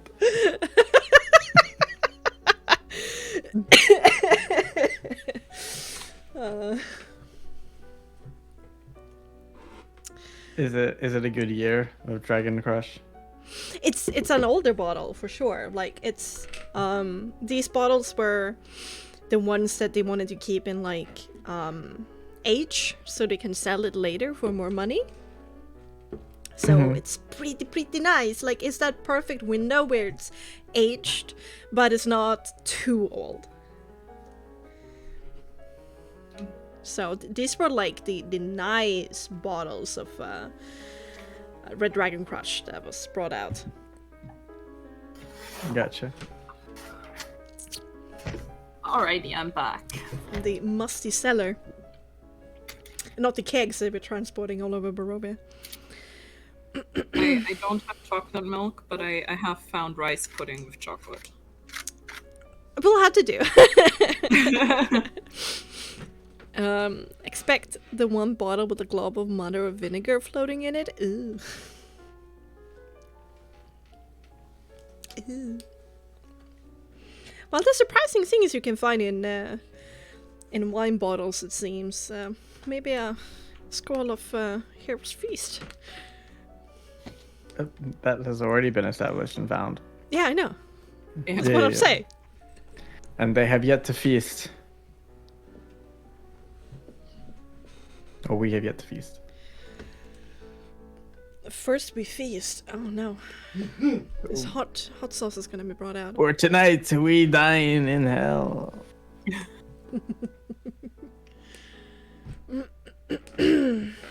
Are we going to keep that for when we're about to face Strahd? I don't know. The temple sounds pretty sketchy to me. It could Yeah, I'm be. thinking temple might be a good call. Yeah. Given what's gone down there, the fact that it can change people, given the scroll can sort of give you resilience to that sort of stuff, it makes the most sense.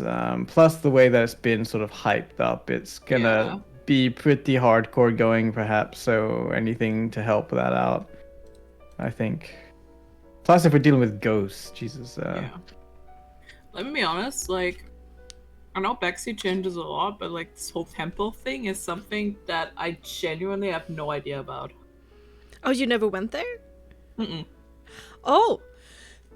Well, I'm happy about that. I think we've been to most of the places that I actually know about Barovia already. Well, still. The Hero's Feast scroll is Amo! Oh, I love you. Only you would make this kind of joke. Oh, somebody reads the lore. Oh. Lannison? That's the day for Monday. Oh god. We haven't been in the swamp yet. I've been to the swamp before. Well, yes. We will Something find out. spoopy this way comes. Indeed. But yeah, because it's resolve saving throws as well. I'm imagining. Yeah, I think I'm gonna do it resolve. Yeah, because it's like wisdom save in D&D. Yeah. yeah, Against fear. Yeah, so resolve. Actually, No. It makes it's immune to being feared or frightened. Oh, that's why I also... And they have advantage on resolve saving throws. Yes. Yes. Makes sense. Like, if it mentions being frightened, then I'm probably gonna lean towards resolve. SD. I was counting Meulen at the local Sunday, so La Meulen would be Tuesday. Then again, I never got confirmation on that headcanon. Oh! Oh, I see. Oh no, I just assumed it's what it is in front. I don't know. Good question. I don't know. Maybe the wickets. But then again, the months kind of stay the same. Cat? Is there a cat that just hates Lamazon? Is it a ginger cat? I'm back! Welcome back! By the way, in the break, I have prepared healing potion items. What the healing potions do you have? Seen. I have a couple. I have doop doop doop doop doop doop doop. Illyria does have One. a single superior healing potion. I have Alright, one Superior regular and or one greater? greater. I have one. Lyria has a superior, I think. Okay. Yeah. I have one healing, one regular healing, and one greater healing. I don't have healing potions. Oh. I used my only one on Nyx. Back when before Daddy. Okay, so greater for Nyx. And one regular, yeah. And one regular. I think it's there. And one regular. And then superior for Illyria. Miss. I think the Asphoda had it, and then when Asphoda left. Ah, yeah. Okay, perfect. Let me have that sorted out. Okay, let's oh, oopsie. Let's get back into it. Like Mariella is draped over the chair, like a very tired, deflated kind of like carpet. She just lies there, like butt like half off the chair, and she's just breathing and clasping a hand to her chest.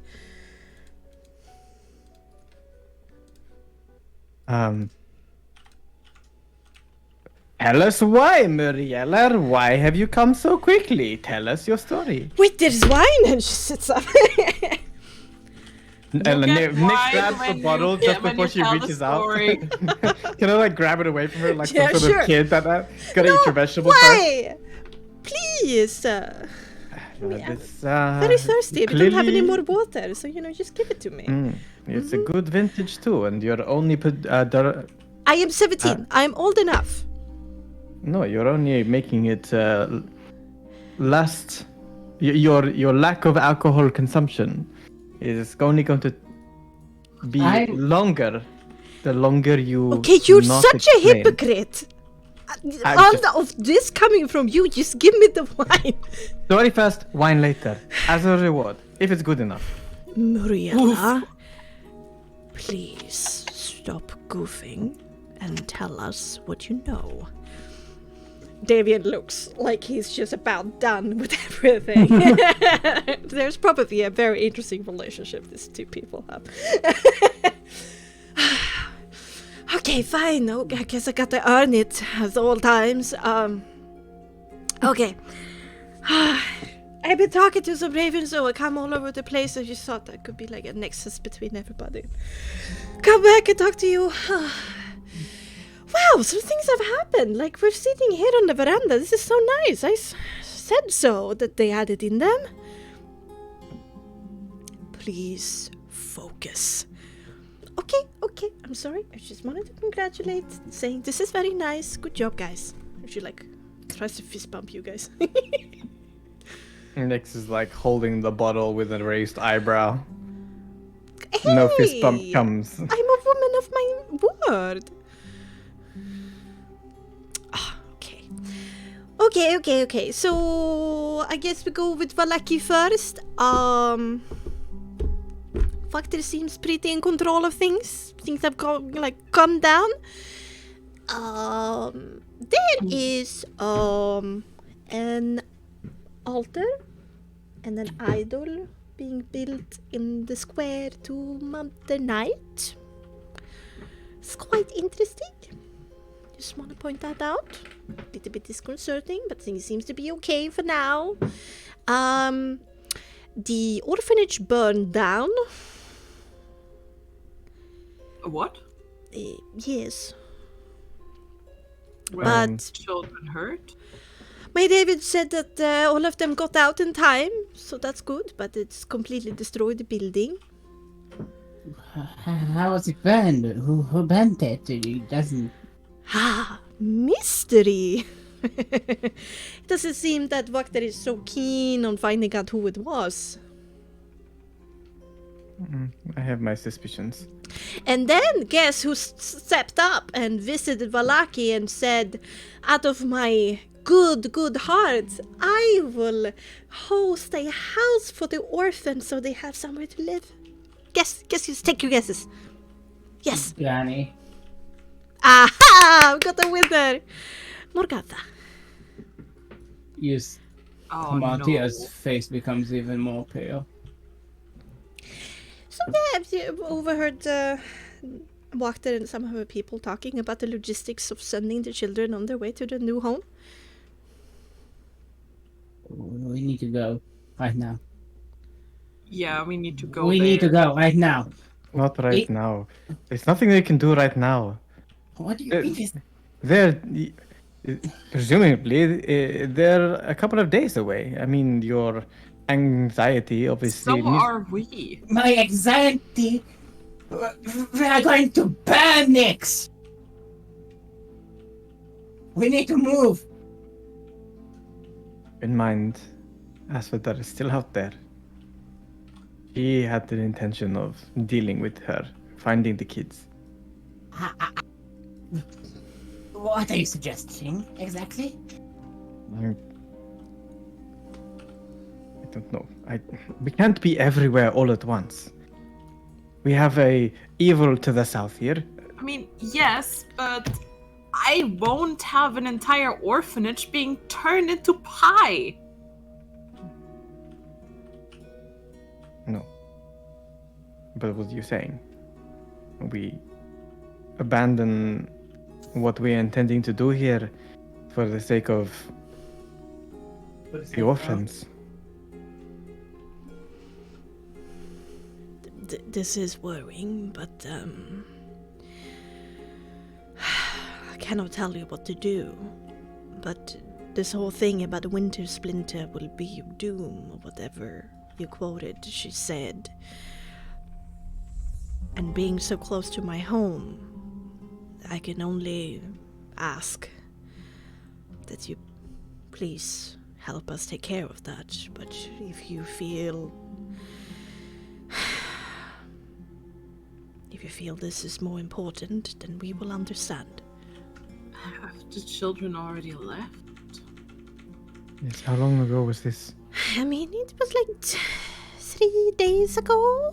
So, it takes some time for us to travel across great distances.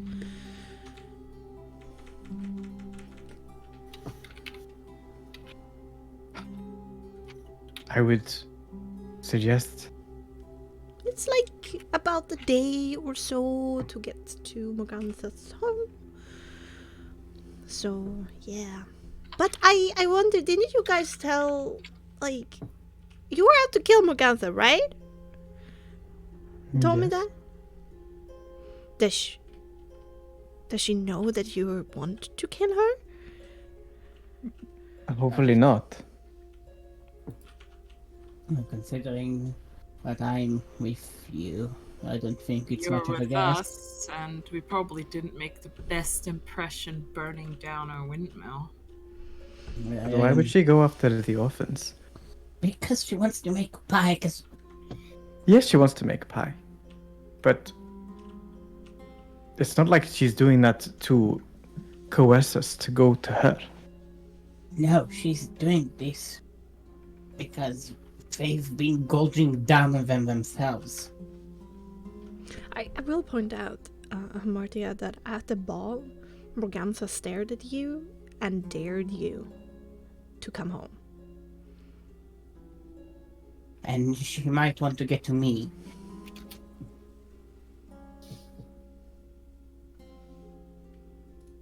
And this is the best way to do it. Checkmate.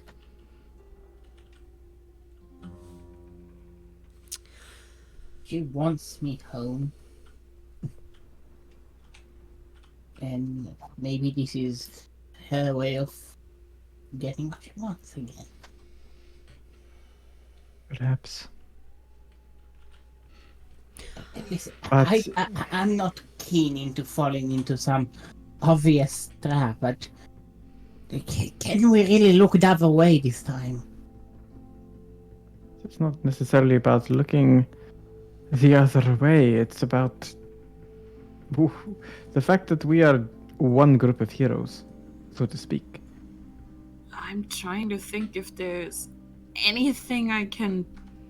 anybody we can tell about it, but I was going to suggest, Marielle, that you take another sip of water. And Have a Mariella, cup of during wine. this time, has tried to sneak behind your back and take the bottle. Oh no. But I know this. My passive perception is 14. Okay. No, you do not.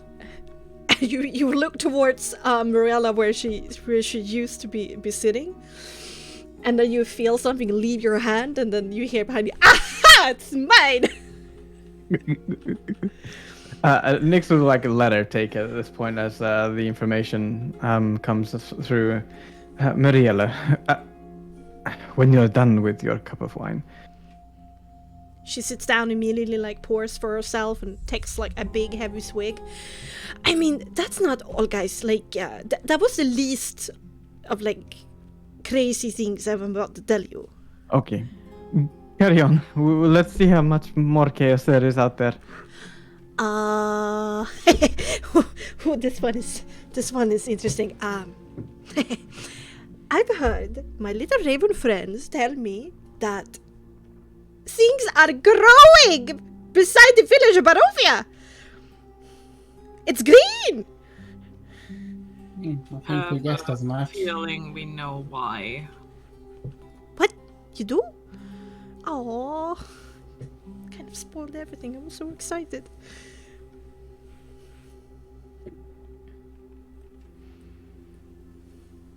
Yes, we are. Well, that kind of cements the idea that he has one. Has one? Has? Oh, have you guys? You're friends? You're friends now? We are friends now. So they know you told. Oh, yeah. I mean, it might be. Might very. It's super strange. It's very powerful Well, magic. I mean, if anything, that could do it. I didn't know it at the time, but I have seen Cantemir with what could be one of those stones. What? He? Oh, that whistle. All this time? And she kind of face palms herself. Damn, I should have seen it when I was there. Okay, something more that is less concerning. Well, okay, Barovia, they're growing some grapes also, a part of that. So, I guess we have a competitor on our hands. There is a big stone structure just outside the village that is in the process of being built. It's not gotten that far, from what I know. The church collapsed. Cantemir and Duro has taken up residence in the burgomaster's house, and Cantemir is running the town. And Duro is actually some kind of muscle, like he's a vampire. We are also aware of this. Oh my god, Boris, help me. Okay, what do you know that Lydia and Victor is living in the village of Barovia inside of a big purple and black luxurious long carriage? We didn't know exactly where. Didn't know that. I mean, we know they were on the. Well, we know Victor was on his way there. Well, and his mother makes sense. And is this cart outside a shop? No, it's has been put in the middle of the village. Interesting. Okay, so that's where they are. Something more? Yeah, this is kind of took the wind out of my sails here, guys. Like, I don't know. This is it's not as fun. And why did I try so hard getting here so quickly? I mean, at least you can try. Oh, Okay, it's hit us incredible. with the next piece So of much information. fun, entertaining information. It changes our lives, Muriella. Please continue. I don't know if that made things worse. Okay, the last thing I know is that apparently Marc is nowhere to be seen. The Ravens couldn't see him, find him. God, I'm worried about him. So Did we not hear that he was basically exiled just like we were? Or I was. Wasn't there something about him, like, doing farm work or something? Not exile? Either way, we were aware that his mark could But yes, I vacate probably it. wouldn't want to stick around either. No. bless you. Gesundheit. Prosit. Prosit. Gesundheit. Okay, well, it sounds like the biggest concern here is the orphans, I suppose. His lives are actually in jeopardy as opposed to... Wait, you said a stone statue is being built? A structure, a stone structure is being built outside of the village Barovia, and some of the houses are starting to get renovated. There's strangely like a lot of activity in the village Barovia. I mean, it's been miserable for so long. Well, What kind of Scott- structure? Like a stone one, big. I mean, this is information that's coming for ravens. They have peace for the brains. Well, dude, because of the things that happened, I guess Barovia is in Strahd's favor. You know? Oh, Everybody make me an intelligence check. I don't think I would know this, but 50? It happened in the werewolf cave. oh, see. 6. Nix, Illyria, slowly from the back of your mind, it feels like weeks ago, but only just a few days, you heard I think Zuleika mentioned it, that a part of the new for the werewolves. Yes, a part of the new relationship with Strahd had said that he would build a home for them outside of the village. Yeah, Lyria genuinely just says that while she kind of like puts her hand like on her head. It's like, it's a new home for the werewolves. well, we'll see about if they even get there.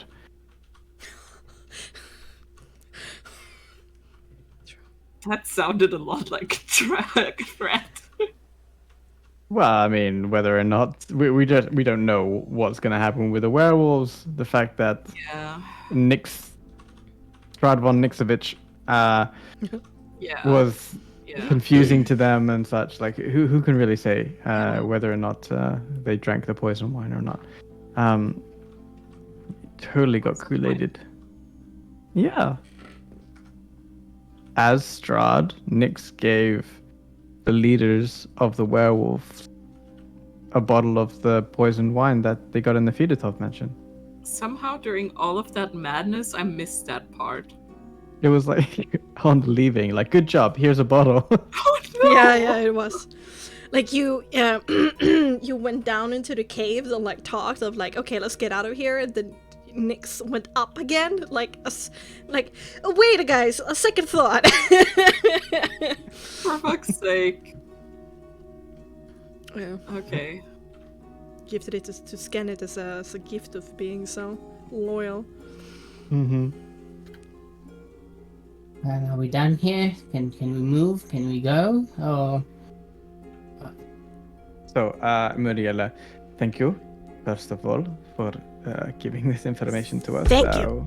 Thank you. Recognize the efforts that you've gone through to get here so quickly. Good, good. You hear that, Devian? Have your ears stuffed, or do you hear what they're saying right now? And now it's time for more efforts. What? No, I just got. You need to go find Asphodel in Kresk. Can I at least sleep in a warm bed? Wait, do we have warm beds anymore? Asphodel is still in Kresk. Yes, Asphodel remained in Kresk, taking care of Lottie and Gilly and Abby von Navarre. She also said, Asphodel, that she was planning soon on escorting Jeska and Milivoy back to Vallaki. Right. So either way, find Asphodel on the road or in Kresk. She'll be the closest person to at least investigate and maybe find out how to free them. I think we still have to take care of what is south, and it's only a day away. Yeah, I mean, we're here. As much as I don't like it. The children. Oh. Okay, fine. I mean, is you separate, please? I mean, really sell it to me, please. Are you really begging for admiration for the lives of children? When you put it that way, Muriella, please stop. Just go and do as they say. Look, Find some more ravens. You need to stall. Yes. You need to stall until we can get there. You've done a lot for us, okay? I mean, it took a while for me to fly back here. I mean, they might already be on their way. And you want me to try and stall or somehow make the children escape whilst they're in Morganza's house? Do you want me to die? No. Okay, good. I thought so. I mean, I will find But you are Asphodel. more brave than that, Muriella. I am very brave. How dare you? Of course. Well, I'm sure you can figure out a way. Asphodel is also very brave, and But I you don't also have a death wish. It's a crucial difference. But I will find Asphodel and talk to I her. think if there's anybody else we could contact, but Unless, whilst you go to Kresk, Muriella, you find Asphodel that they can rally some guards or something out of Kresk. You know, some sort of militia. I mean, I don't mean to be a downer, but would the Kreskites care about some orphans from Vallaki enough to is busy enough taking care of themselves as much as right now everybody needs to stand together. I mean, Strahd currently holds influence over 2 of the 3 major villages in this valley. I've been thinking about that as well. Hearing from And Vallaki is Muriella what has our happened. fault. It seems like Strahd is cementing his influence over the Barovians. I wonder what he plans to do with Kresk. I don't know. Until we can find another way where we can transport around Barovia quicker than walking or with. From what I've But- seen, either Kresk is gonna join him or he is going to destroy them. That's kind of the ultimatum he usually gives, isn't it?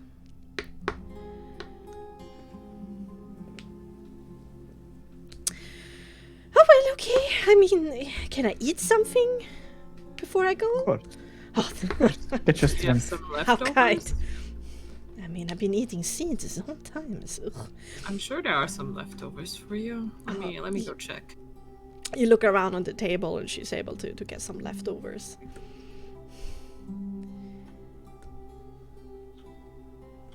Nix will write in his book a message to Asphodel for Muriella to carry as a raven. Mhm. Carry a pigeon, so to speak. Marilla runs into the home to say hello to everybody. You can hear through the walls there seems to be a lot of squeals and happy shouts as Marilla says hello to the kids, who seem to really like her. And I can see that. she comes down out on the veranda with a big goofy smile on her lips, seemingly reinvigorated. Nyx gives a message to Muriela. She gives you a salute. I will guard it with my life. Here we go again. More miles. Please be careful. You too. I mean, I don't have a death wish, as I said. You guys seem to do. Neither do we. I don't know. Sometimes you surprise me. We don't want to die, but we do want to make a difference. Sometimes the border between the two is dangerously small. Oh well, no time to waste. As always, love you, Davian.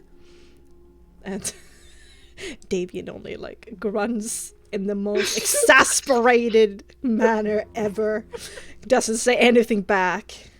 And she blows a cherry and transforms as she is jumping up in the air. She transforms into a raven and flap away into the sky. We need rest before we head down to, well, Yesterhill. And I need to convert these souls, but I have a few to convert myself. By which I mean 2. we will get to them. For sure, Amatir. I think this may also be a goading tactic. We are not quite ready, are we, to face your mother and sisters? I don't think it's a matter of ready anymore. Yeah, we have to do something. I mean, We have to do a lot of things, though. How do you prioritize? Well, for starters, I don't let little children die anymore. Are you saying that you want to go and deal with that as a priority? Yes, as a matter of fact, I do. If going to that hill is... If it will take us a day, then maybe I'll be fine with it. But if it takes more than a day, I'm going. And I don't care if it's a tough day, even if she kills me. Maybe I'll get her to lay off the children or something. You know? look, if you insist on going, I'm coming with you. Thank you. It is only a day away. And let's do so quickly without dawdling. After that, I'm going to Mother Dearest, and you may come with me, you may not. But that's where I'm going. I propose we all get an early night and rise at dawn and head south and take care of what is the imminent threat here.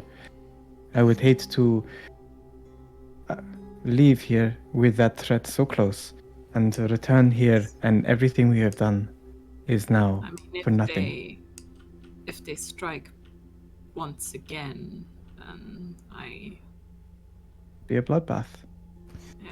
And this And group I that don't want you to lose your home that you've just gotten back to. Yes. these are our only true allies.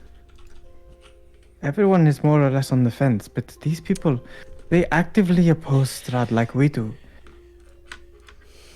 We can't let that fall through and be extinguished when all we need so far is allies, and not allies like in Kresk, where like if Strahd threatens them, they just like roll over and obey. We need true fighting people. Otherwise, what else can we do? Nyx, I know for a fact that you are right. but I'm not dealing with facts right now.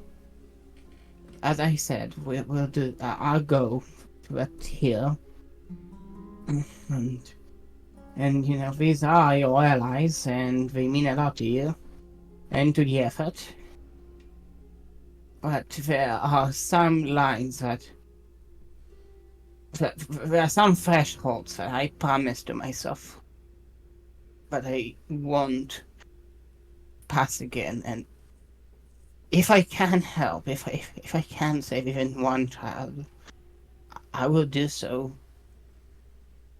I know you are logically correct, Nix, but I'm not being logical right now.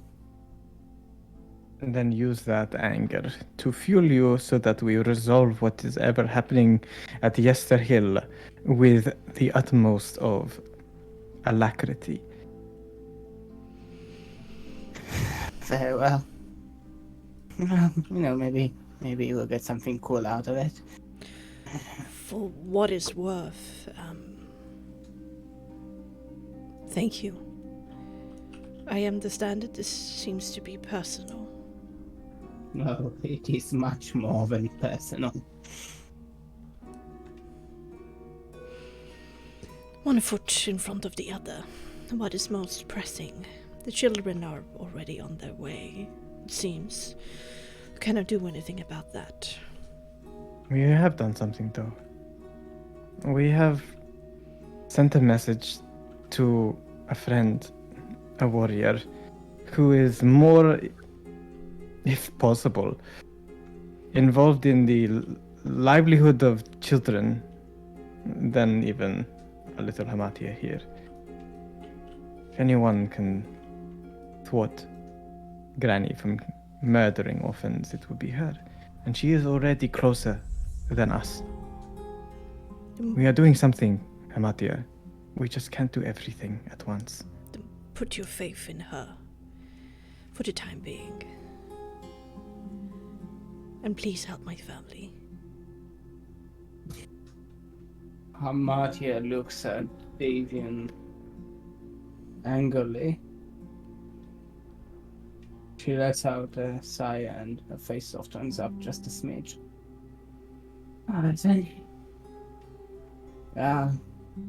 Going all alone would be a fool's errand. And I do like you. So it would be a shame for you to die horribly. We are trying to make sure that there will be no more orphans in Barovia to begin with. That's a cause I can get behind. Well, seems the matter, at least with me, is resolved. We still need a plan of attack or... We don't know exactly what's going on down there. Yeah, it's Yeah, weird. I think for now our plan would be to get as close as we can and scout out what's happening. I've already sent a few ravens immediately when I learned that you're planning to go there. And Maybe if they you can... travel there in the morning, I'm sure that it will reach you on the way. That's good. And then we can go from there, but without any information. I think all we can do for now is rest and make sure we're prepared for tomorrow. I agree. It won't be the most comfortable of sleeps, but we're doing everything we can. I know it. I feel it.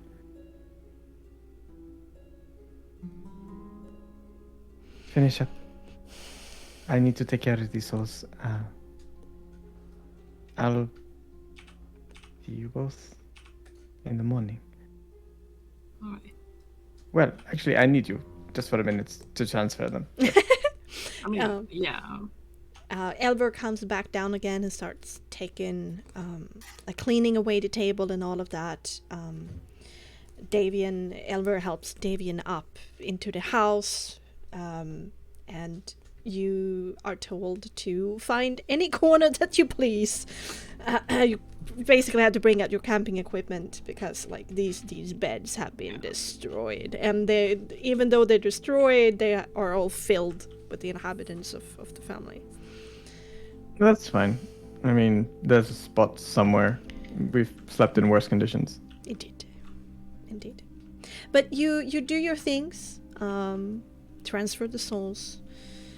You Yeah, prepare yourself. just so I can mark it down. I have 12 times 1 level souls and 2 times 2 level souls. What are the requirements? Sorry, I didn't match it. No worries. How much How many did you need? Well, I would like. How many level 1? 12. Oh shit, that's a lot. I have 3 level 1s right now, so. Get 3. I don't know, so I can spam shit.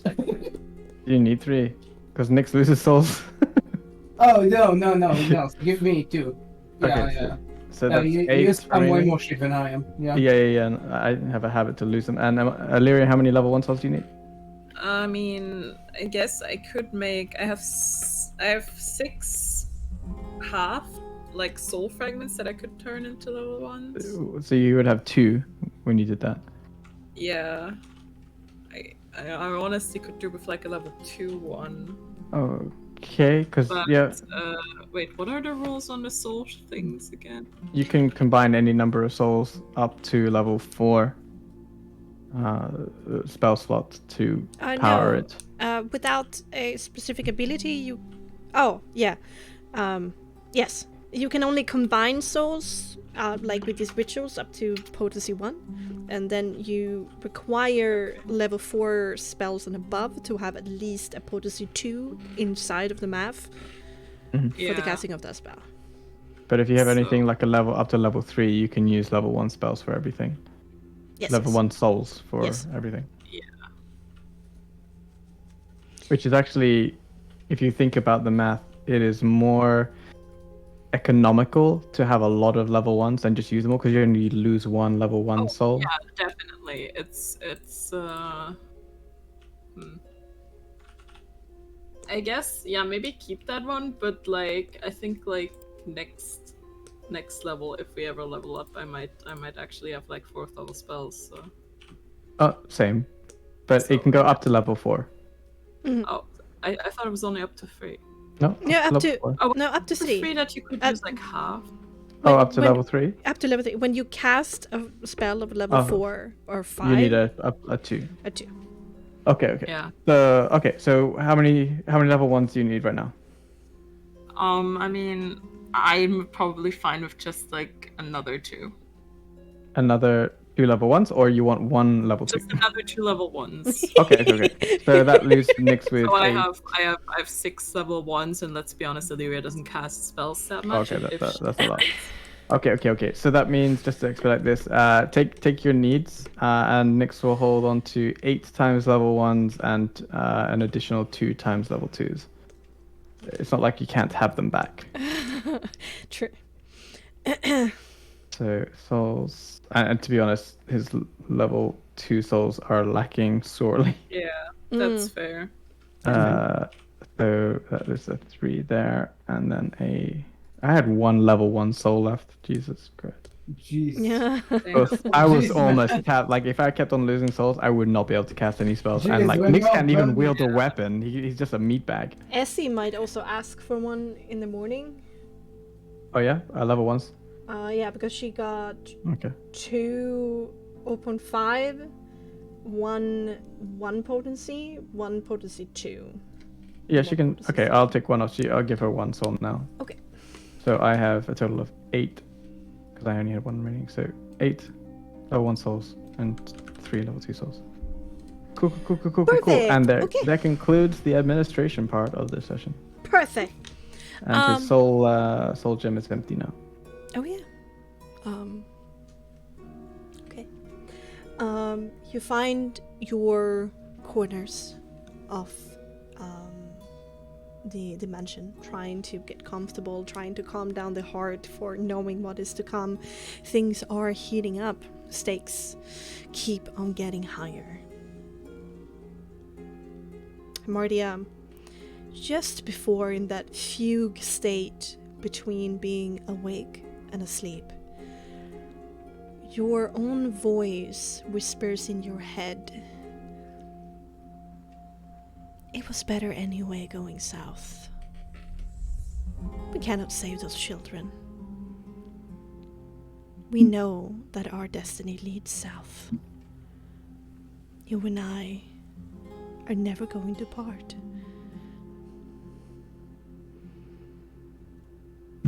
And when you finally fall completely asleep, the whole night you dream about limb-like roots exuding from your body, attaching to a big, great, dead tree.